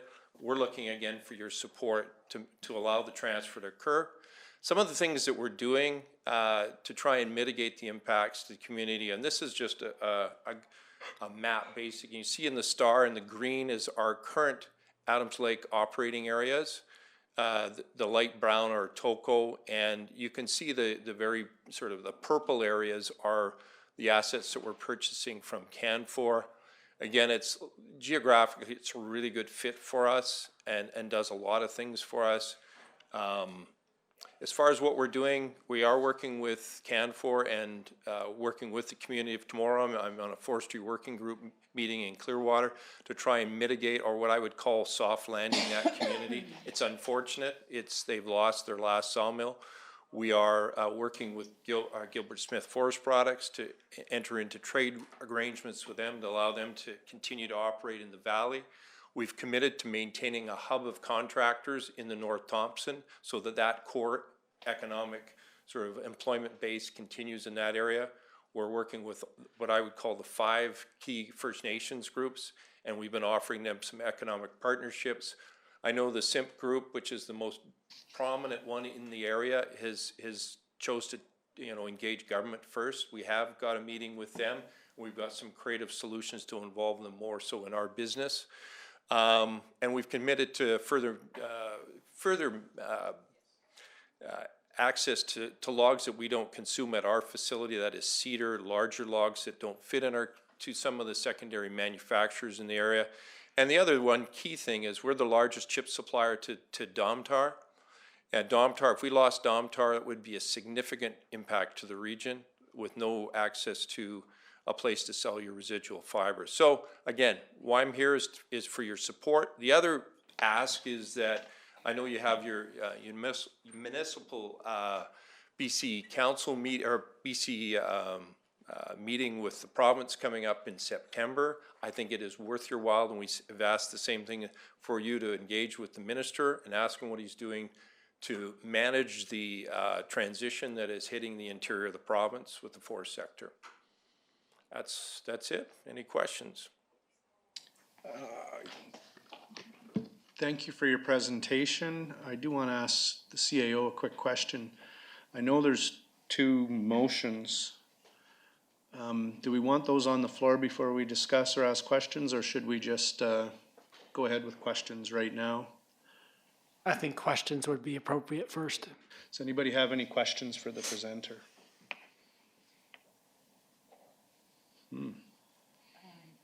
My colleague's showing up. My token salmon arm resident.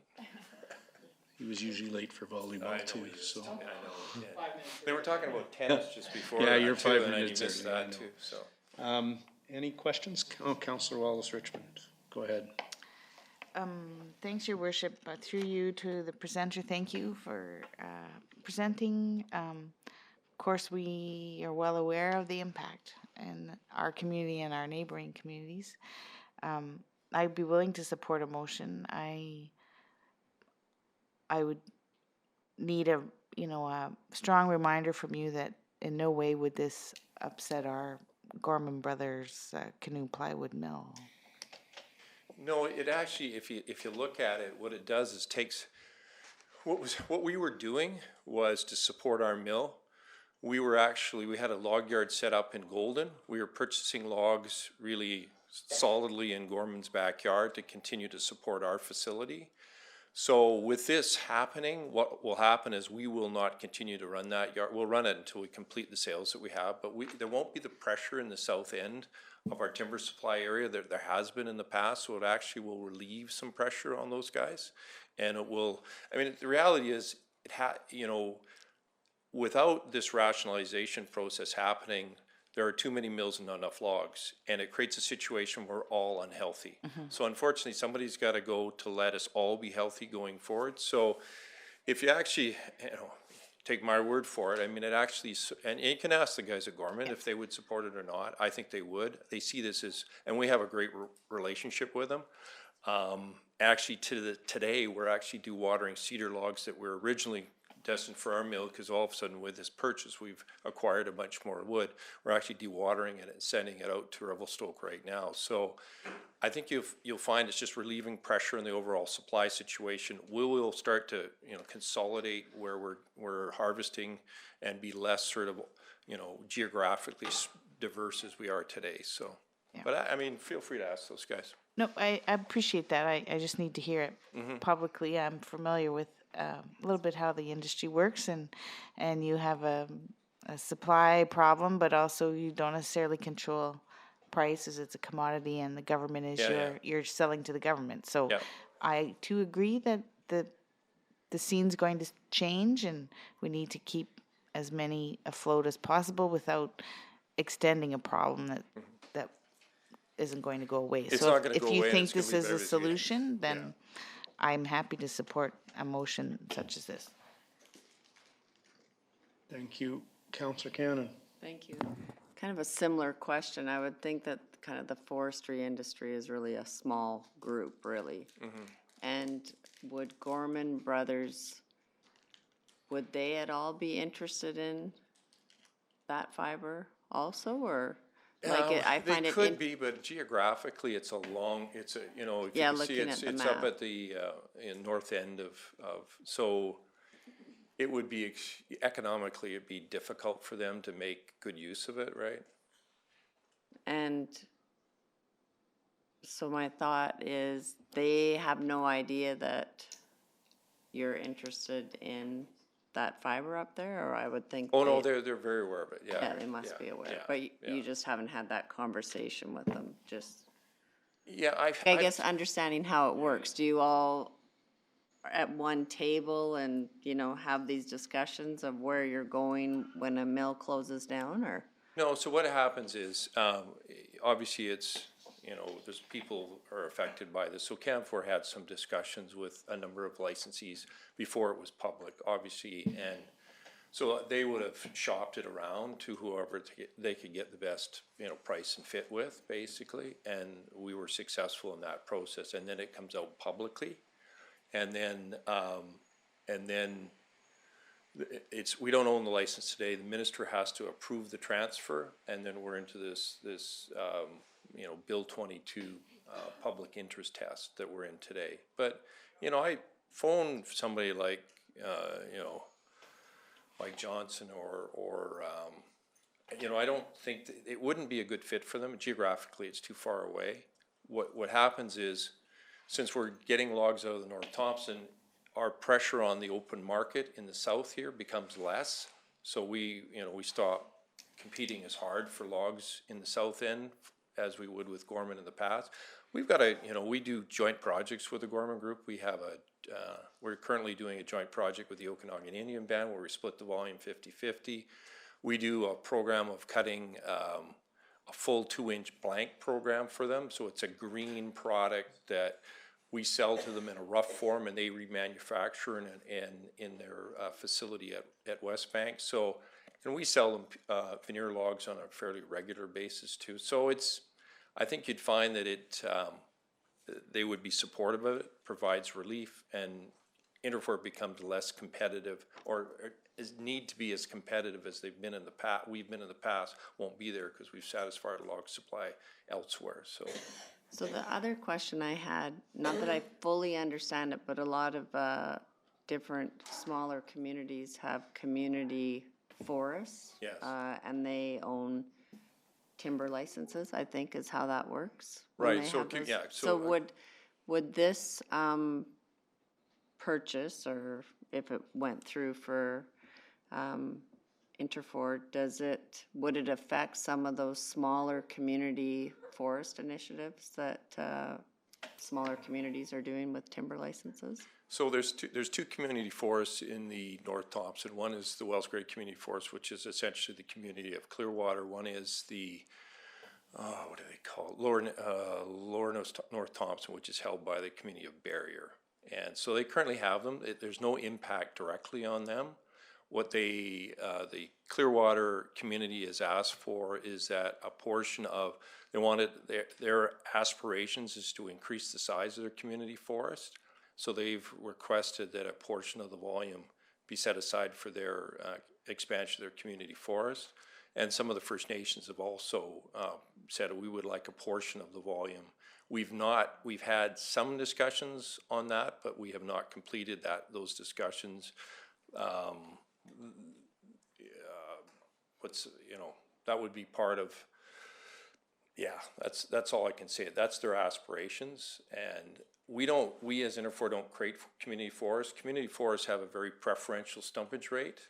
Their stumpage rates are significantly less than what we pay, and it's usually designed for areas that have a lot of public interface and a lot of planning requirements, and that's where they use them. So that their ability to expand their community forest really is held with the Crown. So they'll make that decision. So it's not going to decrease their license at all. They're going to continue to have it. But they may have interests possibly in some of that. They've expressed an interest timber. in acquiring a portion of it, yeah. Okay, thanks. Maybe I'll ask I think it would be good to split this motion, CAO. So can I get a mover for the first motion? Sure. Councillor Lindgren, seconder? Sure. Councillor Wallace Richmond. So the first motion reads that council send a letter to Minister Doug Donaldson supporting the transfer of the Canfor Vavenby timber licenses to Interfor to provide ongoing timber supply support to the Adams Lake operation and the associated jobs the facility provides to the regional economy.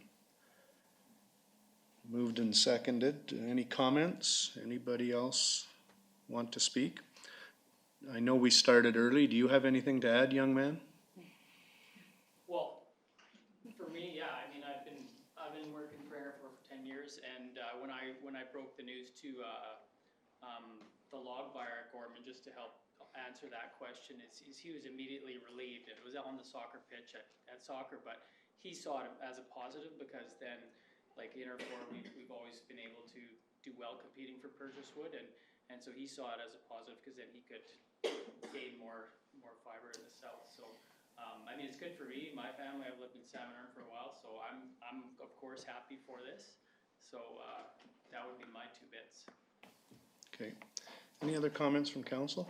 I will vote in favor of the motion. I think one of the frustrating things for me reading what's happening in the industry, and I've been at this table for 15 years, and we knew in early 2000s that there was going to be AAC issues, annual allowable cut issues, and it was going to have an impact. And that combined with prices, which we can't really control, is hammering the industry. And what, as a local politician, I feel almost helpless. And to me, this is something that we can do to support local jobs. And the questions from the other councillors have been very good questions about, okay, what impact does it have on Gormans? I agree geographically it makes no sense. It makes more sense for you guys. And the question about community forests, great question. But to me, this is the private marketplace making a transaction that makes sense. And I think we should support it because there are a lot of jobs in our area and our service area that could be impacted. And this would be a positive step. So I will very much support it. Councillor Wallace Richmond, you had a comment? I can't remember who moved and seconded. Would they consider a friendly amendment that it be CC'd to Gorman Brothers and Canoe Forest Products, just so they know the letter's out there on behalf of the council? Does it need to be in the motion to CC? It would help, yes. Okay. So who moved it? I did. Councillor Lindgren? Councillor Lindgren, seconded by Councillor Wallace Richmond. Oh. Do you agree to that Yes, I friendly agree to amendment? my Okay. So friendly we'll add that amendment. friendly amendment as I'm long as friendly, Councillor but- Wallace Richmond is friends with herself, we're good. Okay. Okay, that's it? Okay, I know, I got that. Next talker, Councillor Cannon. Next talker. So in this motion, it's supporting the transfer of the Canfor Vavenby timber licenses. So that's all of them, like the whole map that you showed us. So if there is other interested groups like First Nations and community forests, does that mean by supporting this totally, as it stands right now, that we are kind of then not supporting possible First Nations or community forests? It doesn't necessarily rule that out, so that would be, Because I guess I don't want to take away the opportunity of small communities that I've heard actually present at Silga that have community forests that help small communities out a lot. Here's another way of putting it, and I don't, if for instance, like one of the First Nations groups has come out and said, we want it all. And if that happened, what it does is just compromises both facilities, and both would be on a path to close, very clearly. So I think, there is just, the minister is, they have raised their flag on those issues, and a lot of it is in the Crown's control. It's not our control. We as Interfor don't create community forests. They're a separate tenure type that you can't, what we're dealing with here is a forest license, not a community forest. So there are different tenure types. So it's really the minister that would have to make that decision. They've raised that issue, and it's really in the Crown's court if they decide to do something there. They already have one, and it's been very good to the community from a revenue perspective, and it's, a lot of it's frankly is because there's a discounted stumpage rate that can be used as, you know, it's really a form of taxation, right? So I don't know if that answers your question. It doesn't foreclose that option, that it gets moved in its entirety, but. So I guess if we support this, then we're saying the whole timber license of the map that you showed us. And if there was a small interest group that perhaps could get some of the timber license from it, is that something that? It doesn't foreclose it, no. There's two Something different that you types. guys There's would two look different at. I types. guess it's really the minister that Right. ultimately gives the approval, right? It is, So yeah. if we say we support this and there's other interest groups, they're the ones that would. They've figure it out. already, raised Yeah. their flag if they're in. So there's slight, not to get super technical on it, there's two types of license. One's an area base, which is a specific area, which is TFL 18. The other one is a volume one, so the geographic is just it's a volume, it's really more of a co-op within the County's timber supply area, so we share those and they flow back and forth. It just happens to be what they currently have. So it is there are, not to get super technical. Yeah, I'm gonna use my prerogative as the chair. Good questions, good concerns. To me, what you're talking about, Councillor Cannon, is us becoming the Minister of Forests. No, that's And- not what I'm talking Well, about, Your Worship. we're running Questions. long time, but I think that the motion is quite clear. I don't want to negotiate for small, community forests. I don't know how many are interested. I think if we feel that it's important to give Adams Lake and Interfor more supply to keep jobs, we vote in favor. And if we're concerned about the small community forests, they're going to be involved, I think, as you're saying. They've already raised their flag, Yeah, so. they've raised the flag. So that's not our job at this table, I don't think, but it's That's a good why I question. was just asking the question to understand how it worked. Okay, I'm gonna call the question. All in favor? Carried unanimously. Then the second motion, can I get somebody to move it? Request a meeting with, have we already asked for a meeting with Minister Donaldson? Yes, we have. Okay, so we don't need a motion for that. Well, this would be amending the purpose of the meeting, so I would. Okay, request a so we motion. do need it because we're adding another topic. Okay. Moved by Councillor Cannon, second by Councillor Wallace Richmond. Any discussion needed around that to add this as a topic? And I think when we're there, we can speak to what your concern is question, okay. Yeah, and I think I think educating yourself on what's happening behind the scenes, the Okanagan which is where you sit, what are TSAs, what do they look like, who makes the decision, what are the factors they make decision on, what's the trajectory look like? The Okanagan's right in the middle of it right now, so there will be some decisions made in the Okanagan, so you need to be, and that will directly impact Gorman's for sure. Because you mentioned the Okanagan, Kamloops Caribou is further ahead. You meant that they're further ahead in reduction of annual allowable cut. Yes, exactly. And the Okanagan is coming. Yeah, Okay. yeah. So, all in favor of the second motion? Carried unanimously. Thank you for your presentation. Much for having me. And we may be coming back to you for some input on. Anytime, yeah. And I had a question for the CAO. Will that letter to the minister wait till the real mayor's back? Or will I No, work on that? we'll go ahead with it. So we'll work on that this week? Uh-oh, okay. Thank you. Thanks very much. And we're now almost right on time for the next presenters. Does anybody need a quick 2-minute break? Are we good? Okay, item 13.2. Amy Valerino. Sorry, can I just change something? The timing on this, it just goes to automatic timing. If you can just email there for a second, I didn't realize that.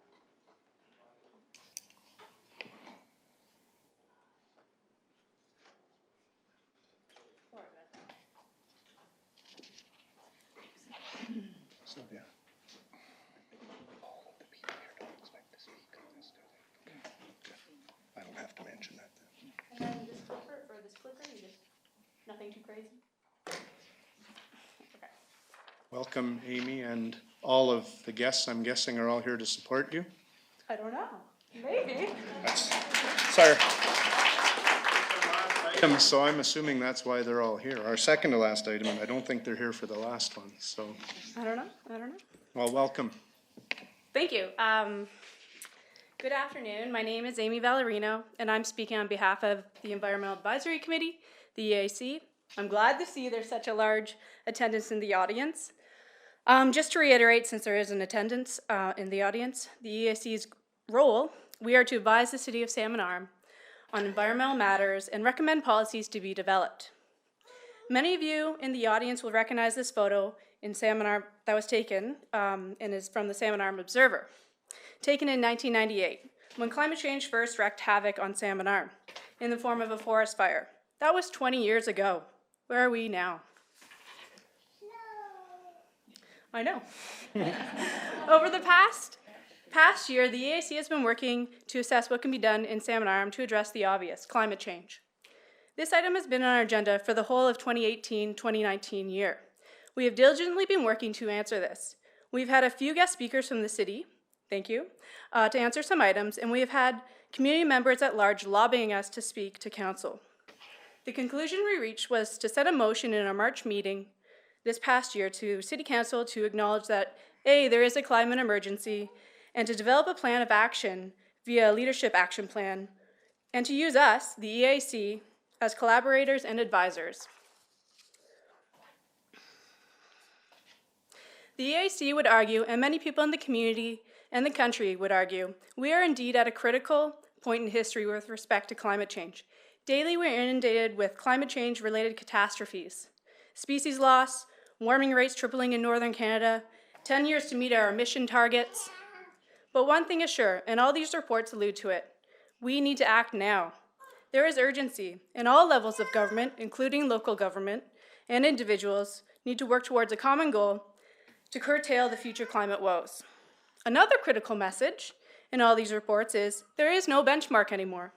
Whatever we, municipalities, scientists, working professionals used as norms for infrastructure and nature does not necessarily exist anymore. We cannot use past trends to plan for the future. We need to give ourselves substantial buffers and plan for worst case scenarios. 20 years ago, as I stated, was the worst wildfire season Salmon Arm has ever seen. But the news of climate change continues. 2017, at the time, was the worst wildfire season on record for the province of BC, followed by 2018, yet another record-breaking year. 2019, will this trend continue?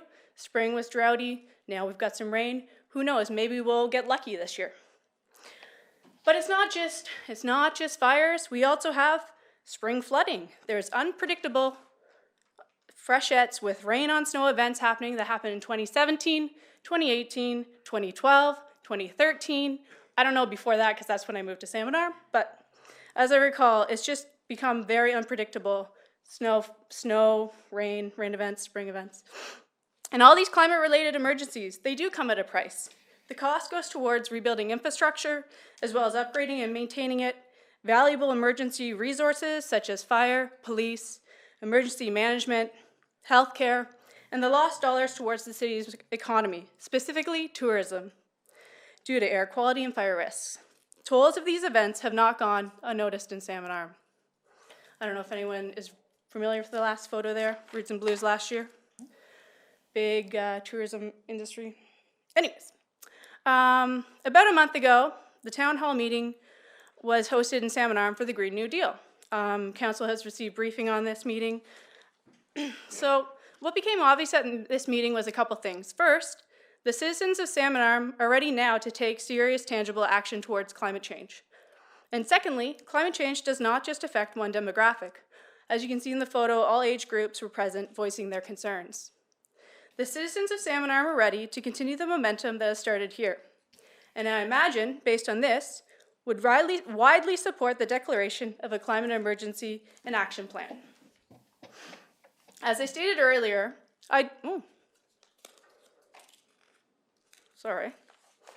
Many cities in BC have already declared a climate emergency from as early as the beginning of this year, which is Vancouver, and as recent as a month ago. The EIC would argue the city of Salmon Arm is actually in a really great situation, as we are not the first city to write a climate action plan. We can build on what other community action plans, what other communities have done, and how we can use them to model what we can do in Salmon Arm. And our action plan would be unique to what, and I'm sure you're aware that there's a ton of collaborative efforts that goes into any plans the city makes. For example, the City of Vernon has recently started a climate leadership plan based heavily on Kelowna and Victoria's examples. Their plan is to take the carbon footprint into account to every decision the city makes. They also continue to evolve and build off of what other cities have done by adding education ambassadors to their climate leadership plan. As I stated earlier, I do think Salmon Arm is in a great position to tackle climate change. There are two key structures to any climate action plan. First, there is mitigation, i.e. greenhouse gas reduction. And secondly, there's adaptation and resilience. We know the goal that Canada signed on to was carbon neutrality by 2050.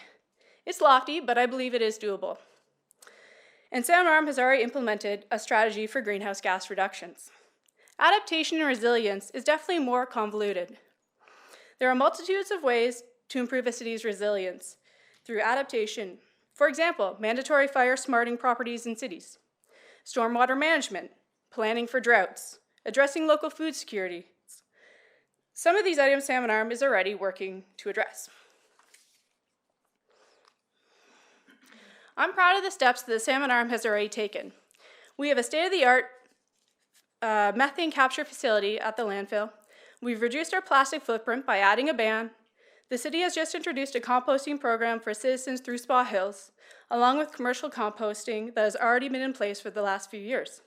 Salmon Arm has continued to reduce greenhouse gas emissions for the city and city buildings, has plans for solar feasibility, has been working to transition to a hybrid fleet vehicles. The city has also worked to increase efficiencies in their buildings by investing in LEDs, purchasing energy efficient boilers at the pool, and investing in the Greenway strategy. So you guys have done a lot, thank you. These are all very important steps towards a climate action plan. What we want to do is use these and more to create a comprehensive climate action plan, one that the citizens of Salmon Arm can have an input into, as well as see the vision. To build a comprehensive climate action plan, there are three major considerations: capacity, toolboxes, and collaboration. First off, I get it. As it stands, the idea of a new plan sounds like a lot of money, but I urge this council to consider this. The cost of doing nothing will outstrip the cost of acting now. In a recent report from UBC and University of Waterloo, planners predict costs of doing nothing towards climate adaptation will cost billions to municipalities, and in the coming years, easily $40 billion in 30 years. That's a lot of money. So while doing an appropriate cost-benefit analysis, consider those figures. Also consider this: a climate action plan is similar to an insurance policy. At a time, I just recently found out about this, at a time, auto insurance was optional in the 70s apparently. And then the risk got too expensive. Too many people are crashing. Now we all have to pay for insurance. As a side note, just an analogy, consider that. The city of Salmon Arm does have a climate action reserve. I'm not sure what terms of reference it is bound to, but maybe it can be used to hire a dedicated staff member, potentially. The implementation of a climate action plan can be weaved from existing toolboxes, specifically bylaws, policies, and strategic and financial plans. And then within these toolboxes, identifying appropriate measures of success follows, establishing, especially with adaptation, it can be quite unique. For example, you can quantify these by cars on roads, water usage, hydro usage, upgrades to homes. And of course, this all cannot be done without collaboration. These are big picture items, I understand, and it takes a lot to tackle them. And because of that, all levels of government, citizens, First Nations, nonprofit organizations, school boards, business communities, all have to be involved, or can be involved.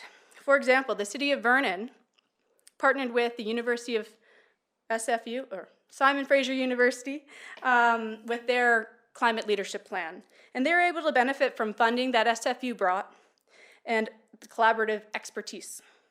So how do we get the ball rolling in Salmon Arm? By declaring a climate emergency, 3 big things would happen. First, it readies citizens, although there seems like there's a lot of ready citizens already, by moving them past the debating phase into the real action phase. Although there's a risk of just being words on a paper, it should streamline the path in thinking. The path is unique to each city, as no 2 cities have exactly the same priorities and/or crisis-making problems. Finally, once the priorities are identified, Salmon Arm can focus their efforts on real, achievable results. Vancouver, as you recall, which declared a state of emergency back in January, has already put out a report in areas that they can act on within existing plans, called the Climate Emergency Response Report, with 12 recommendations to Council. So, once climate emergency is declared, real action can happen fast. So what might a climate emergency response report look like for Salmon Arm? What would the recommendations be? Some broad areas to invest in may be more bike paths, increased greenways, more solar, green building codes, local food security, flood mitigation, planning and infrastructure, incentivizing homeowners for solar, incentivizing for electric vehicles, and of course, all these things do cost. This goes back again to prioritizing the city's real needs. So, to repeat our request to the chair and council, we ask the city to acknowledge that A, there is a climate emergency, and ask them to develop a plan to deal with it. A climate action plan or climate leadership plan will provide the lens through which all the city's actions are viewed: official community plans, parks, green spaces, bike paths, trails, the list goes on forever. This is an opportunity to showcase Salmon Arm as a small city with big ideas that is cutting edge in the province of BC. On behalf of the EAC, thank you.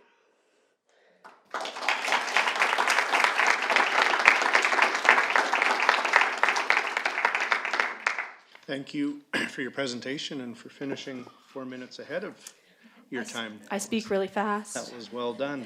And thank you, everybody, for coming here to support. I will ask council if there's any questions, and I think Councillor Lindgren, as the chair of the EAC, would like to start. Thank you, Your Worship. So we're feeling pretty fortunate up here because usually we get a crowd like this when there's people against something. So it's amazing to be sitting up here amongst a crowd that's for something. So thank you for coming out to show your support.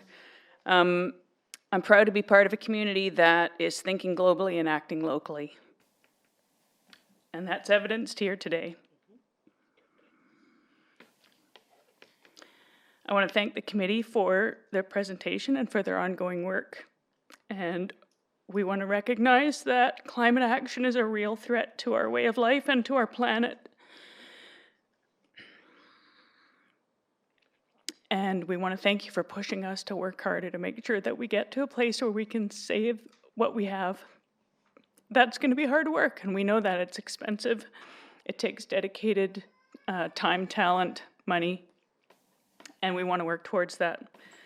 So I had planned today to make a motion, but because you can see that we're a small group with some empty chairs up here, I want to be able to defer that, and I've spoken to Sarah and to Amy today about that, to let them know that that was what we had planned. In August, we also have Patricia Donnell coming to speak to us. She's from the Community Energy Association, and she's encouraged us to join the BC Municipal Climate Leadership Council, which is made up of a number of representatives from local governments around the province. And I would like to be able to work on a motion to incorporate what you guys are presenting to us today and asking us to do, and wrap that up with things that Patricia is going to be able to bring to the table as far as helping us to get funding and support from other municipal governments around the province. And so I just wanted to let you guys know that we so appreciate the work that you're doing and the expertise that you guys bring to the table, and that I'm working with staff to make sure that we have a notice of motion at our next council meeting, so that once we've heard from Patricia, that we can formalize some of the actions that you're hoping that you're going to see. So thanks. Thank you, Councillor Lindgren, and in his absence, Councillor Lavery, I want to thank him for his work before your time on this committee, and appreciate your passion and your passion. Councillor Wallace Richmond. Thanks, Your Worship. I very much appreciate your time, and not just your time to present, but the emotional and physical and intellectual commitment you're making. This is an act of climate justice, and I'm very proud of you. And I don't want to sugarcoat it. We know it's an emergency. What's important for me that you know is every municipality in the country is also doing this work. When Sylvia and I, or Councillor Lingman and I, were at the Federation of Canadian Municipalities, I was able to attend the inaugural meeting of the Climate Caucus. And that group is working every week representing councils from across the country. And as we head into the fall at UBCM, the message has been very clear. We are not waiting for the province. We are not waiting for the feds. We will do this by ourselves if we have to. And so I just want you to know that for every one of you in this room, there are thousands of others with you, and I am proud to represent you on behalf of Salmon Arm at that meeting. This is a political group, but there are also other groups advocating for it, and we are going to do this together. And I believe as you do that it can be done, but until we change the framework to talk less about climate change and more about climate justice, the shift isn't going to happen. But the shift is happening, and it's thanks to the people who make the commitment like you do. So you have my commitment, but I agree with Councillor Lindgren. We want to have a proper notice of motion, make sure we're talking to staff. We don't know everything. We might miss stuff too, so let's do it, and let's do it right. Councillor Cannon, being our leader years ago on the pesticide bylaw and being significantly involved in recycling originally with Councillor Lyson, do you have anything you want to add? No, so I'll just quickly thank you one more time. And I do have to say that I have not seen very many people who come in with a presentation that talk about all the good that's already been done. And I didn't realize how much we've done as a community, and it starts with the CSRD and the methane gas. That was a provincially leading initiative. Councillor Eliason, back in his first term, his campaign initiative was recycling, and as of last week, we started with composting. So I think we're doing a lot. Mayor Harrison, one of his campaign promises was the plastic bags, implemented July 1st. Yes, we just approved some solar feasibility studies. We've been doing hybrid vehicle replacement over some years. The LED and energy efficient boilers all being done. Pesticides, Councillor Cannon. I know we need to do more. I think we all do.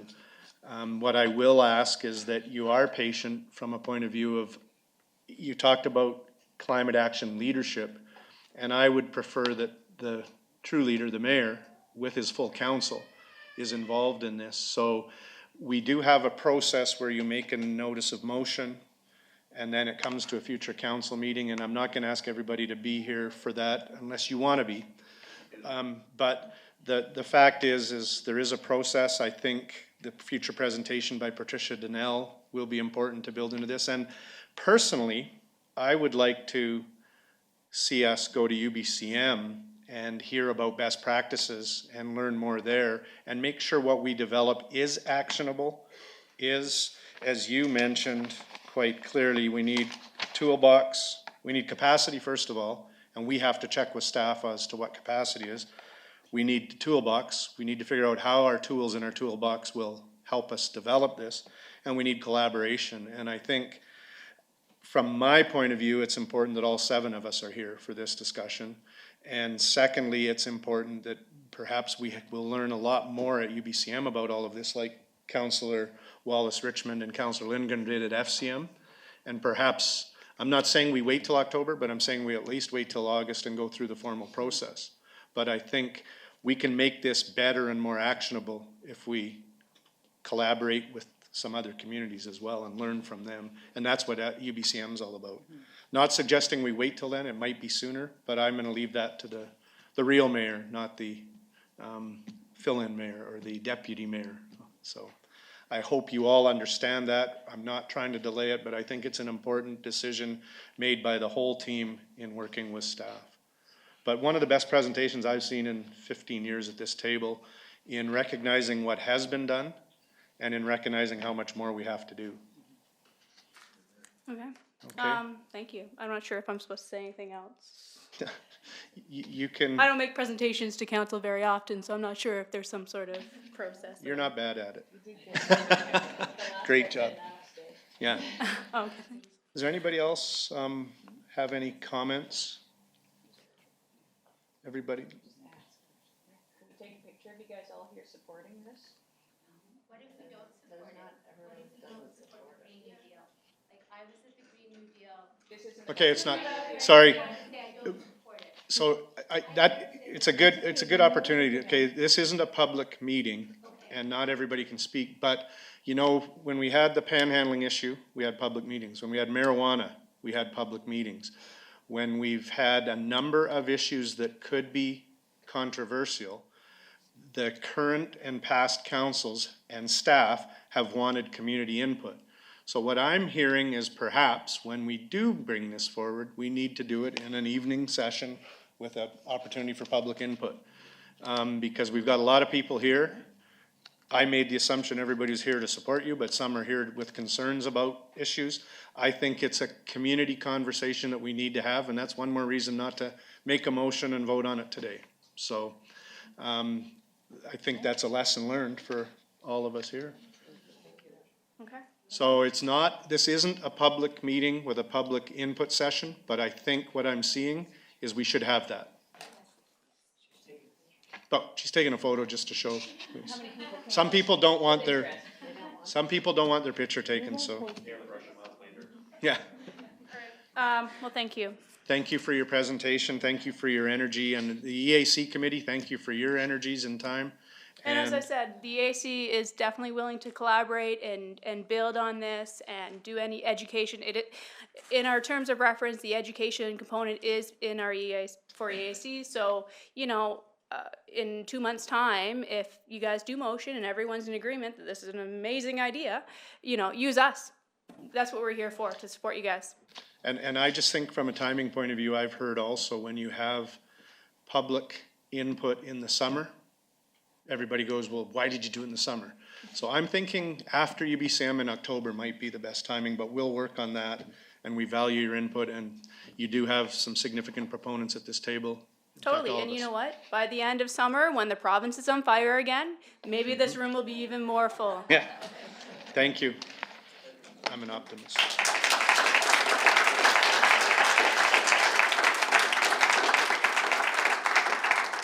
And while you're all here, it's the opportunity in the meeting for council statements, and many of us are on different committees, so you might as well just stick around for a 5-minute discussion on those committees, and I believe Councillor Wallace-Richmond, you wanted to start? Yes, Go ahead. thanks, Your Worship. I wanted to report on a few meetings that I attended that were a bit less typical of my committee work. I was honored to attend the Nisconolith Housing Forum in Kamloops last week, where I was able to present our work, the work of our housing task force. Also delighted that the province has officially announced the 100 units of new housing that is being built as we speak. Also, I attended a meeting at the Adams Lake Indian Band regarding the future planning of the West Bay Trail, so a trail from basically the Prestige Inn all the way around the bay. And so grateful for staff and the different proponents at the table who are working collaboratively in order to make that happen. And the focus right now is on the design phase of that piece. Also, I was delighted as deputy mayor, now replaced by my capable colleague, his flintship, that's what I call you. I opened our multicultural festival, which was at the beautiful Ross Street Mosaic, celebrating the mosaic that is Canada. And if you haven't ever been, I encourage you to go. And then I also opened the farmers market, where I talked about climate justice, and the closer we get to our producers, the better off we'll all be. And then finally, I'm proud of the work of our volunteers over Canada Day. So it's been a busy deputy mayorship. I was grateful for the work, humbled about how involved that job really is. So I'm glad His Worship is having a bit of a vacation, and over to you, sir. Thank you. Anybody else have any committees you wish to report on? Councillor Lindgren. Nothing as earth-shattering as Councillor Wallace Richmond. I just wanted to remind people that the Fall Fair is coming in September, and the Fall Fair Committee has been working hard all year. I missed the meeting on Thursday because I had to be out of town for work, but they assure me that plans are well underhand, and it's a great place to meet the producers of your local food sources as well. So make sure you come and support them. Thank you. Councillor Cannon, anything? I will comment on the excellent work done on the long weekend by the deputy mayor at the time, who is much better at the job than I am. And while we've got this full of room, and there's some varying ages in here, but the Shuswap Children's Festival, the Canada Day Festival, needs young families, needs volunteers, needs support, because what's happening in a lot of communities is volunteer burnout. And it's a great event. They pulled it off again, and it was a very good event. But if you know anybody that has kids, grandchildren, or just wants to do something really good in our community, I think there's all kinds of great organizations, but that organization has been looking for more volunteers, am I correct?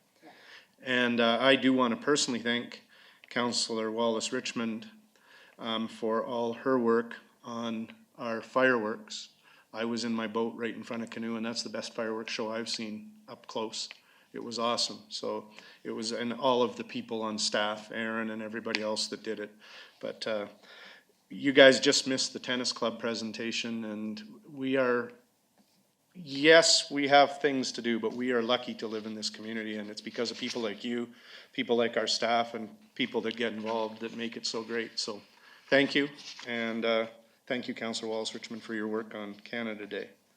We don't have our youth council here, another initiative that we're a leader in the province on. Oh yeah, we have two. Well, that's our next item. Here's an exciting item, and then you guys can all go home. Item 17.1. CAO. Your Worship, this motion was deferred from a previous council meeting where it was moved by Councillor Lavery, seconded by Councillor Eliason, that council authorize up to $2,000 from 2019 council initiatives for 2 students to attend the 2019 UBCM convention. And since then, Your Worship, we have found the money in the budget, so it would be in order to defeat this motion. Okay, so just to be clear, that youth council that I talked about that is provincial, showing provincial leadership, we have sent 2 representatives over the last 2 years from our area to SILGA, or to UBCM, and we are sending 2 more this year. So our youth council has really made a difference at this table. One of the most exciting initiatives I've been involved in. We are sending 2, and SILGA only, which is the Southern Interior Local Government Association, only provides them $2,000 each, and it might cost $2,800. We were going to take money out of council initiatives, but it turns out we actually planned ahead and put some money in council initiative, or in a specific item. So this motion can be defeated because we found the money. Councillor Cannon, you were going to speak. I attended the SILGA meeting, which we discussed the youth, because we had 3 applicants, 2 from Salmon Arm, and I think it was 3. It was 4? Yeah. So 2 from Salmon Arm, and then I think 1 from, was it Clearwater? And Vernon. anyways, so they've decided to approve sending all 4. So they didn't limit it because they had the funds also to accommodate it. So that was exciting. Get them there. So I will call the question to the motion. Does this, it has a mover and seconder already? Yes. Has a mover and seconder, and we don't need this to pass, so vote accordingly. All in favor? Opposed? Motion is defeated unanimously. And we are still sending 2 youth to UBCM, and they will be learning as much as we do. So thank you, everybody, for attending and understanding that we want to do this as a full council and make sure we have the motion worded properly and the decision made properly. So thank you. Thank you, staff. I guess my job now is a motion. Oh, sorry. Of course. Councillor Wallace-Richmond. Thanks, Your Worship, for the last quick opportunity. I think for those gathered here today, the youth are, SOGA is advocating for a meeting of our youth council with the Premier of the province, and the youth want to talk to the Premier about climate justice. So we're all thinking about it. Thank you. And I almost messed up more than once, but one more time.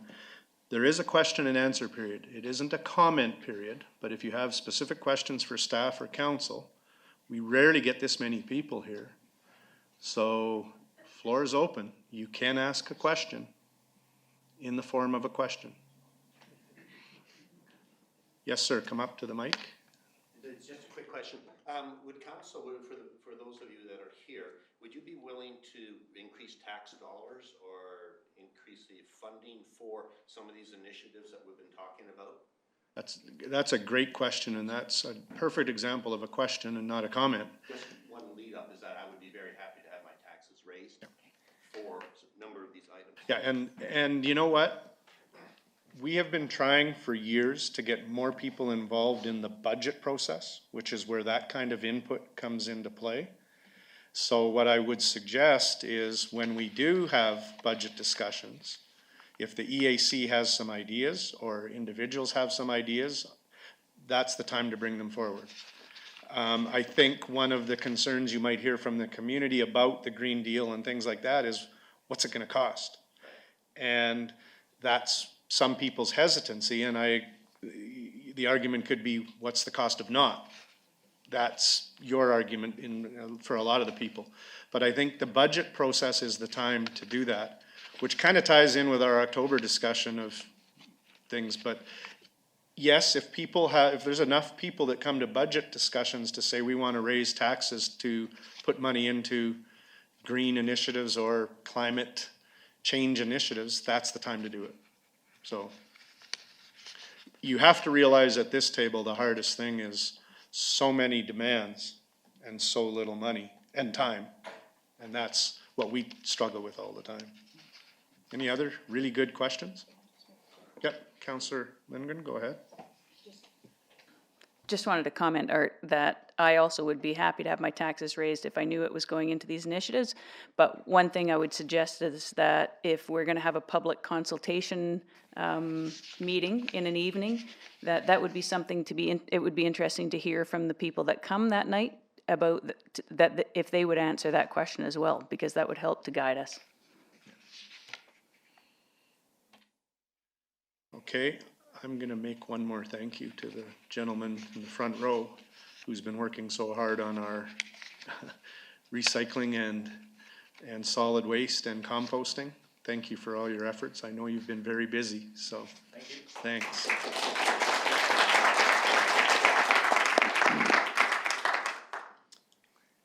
On that note, I would like a motion to close the meeting. Moved by Councillor Wallace-Richmond, seconded by Councillor Cannon, that the regular council meeting of July 8, 2019 be adjourned.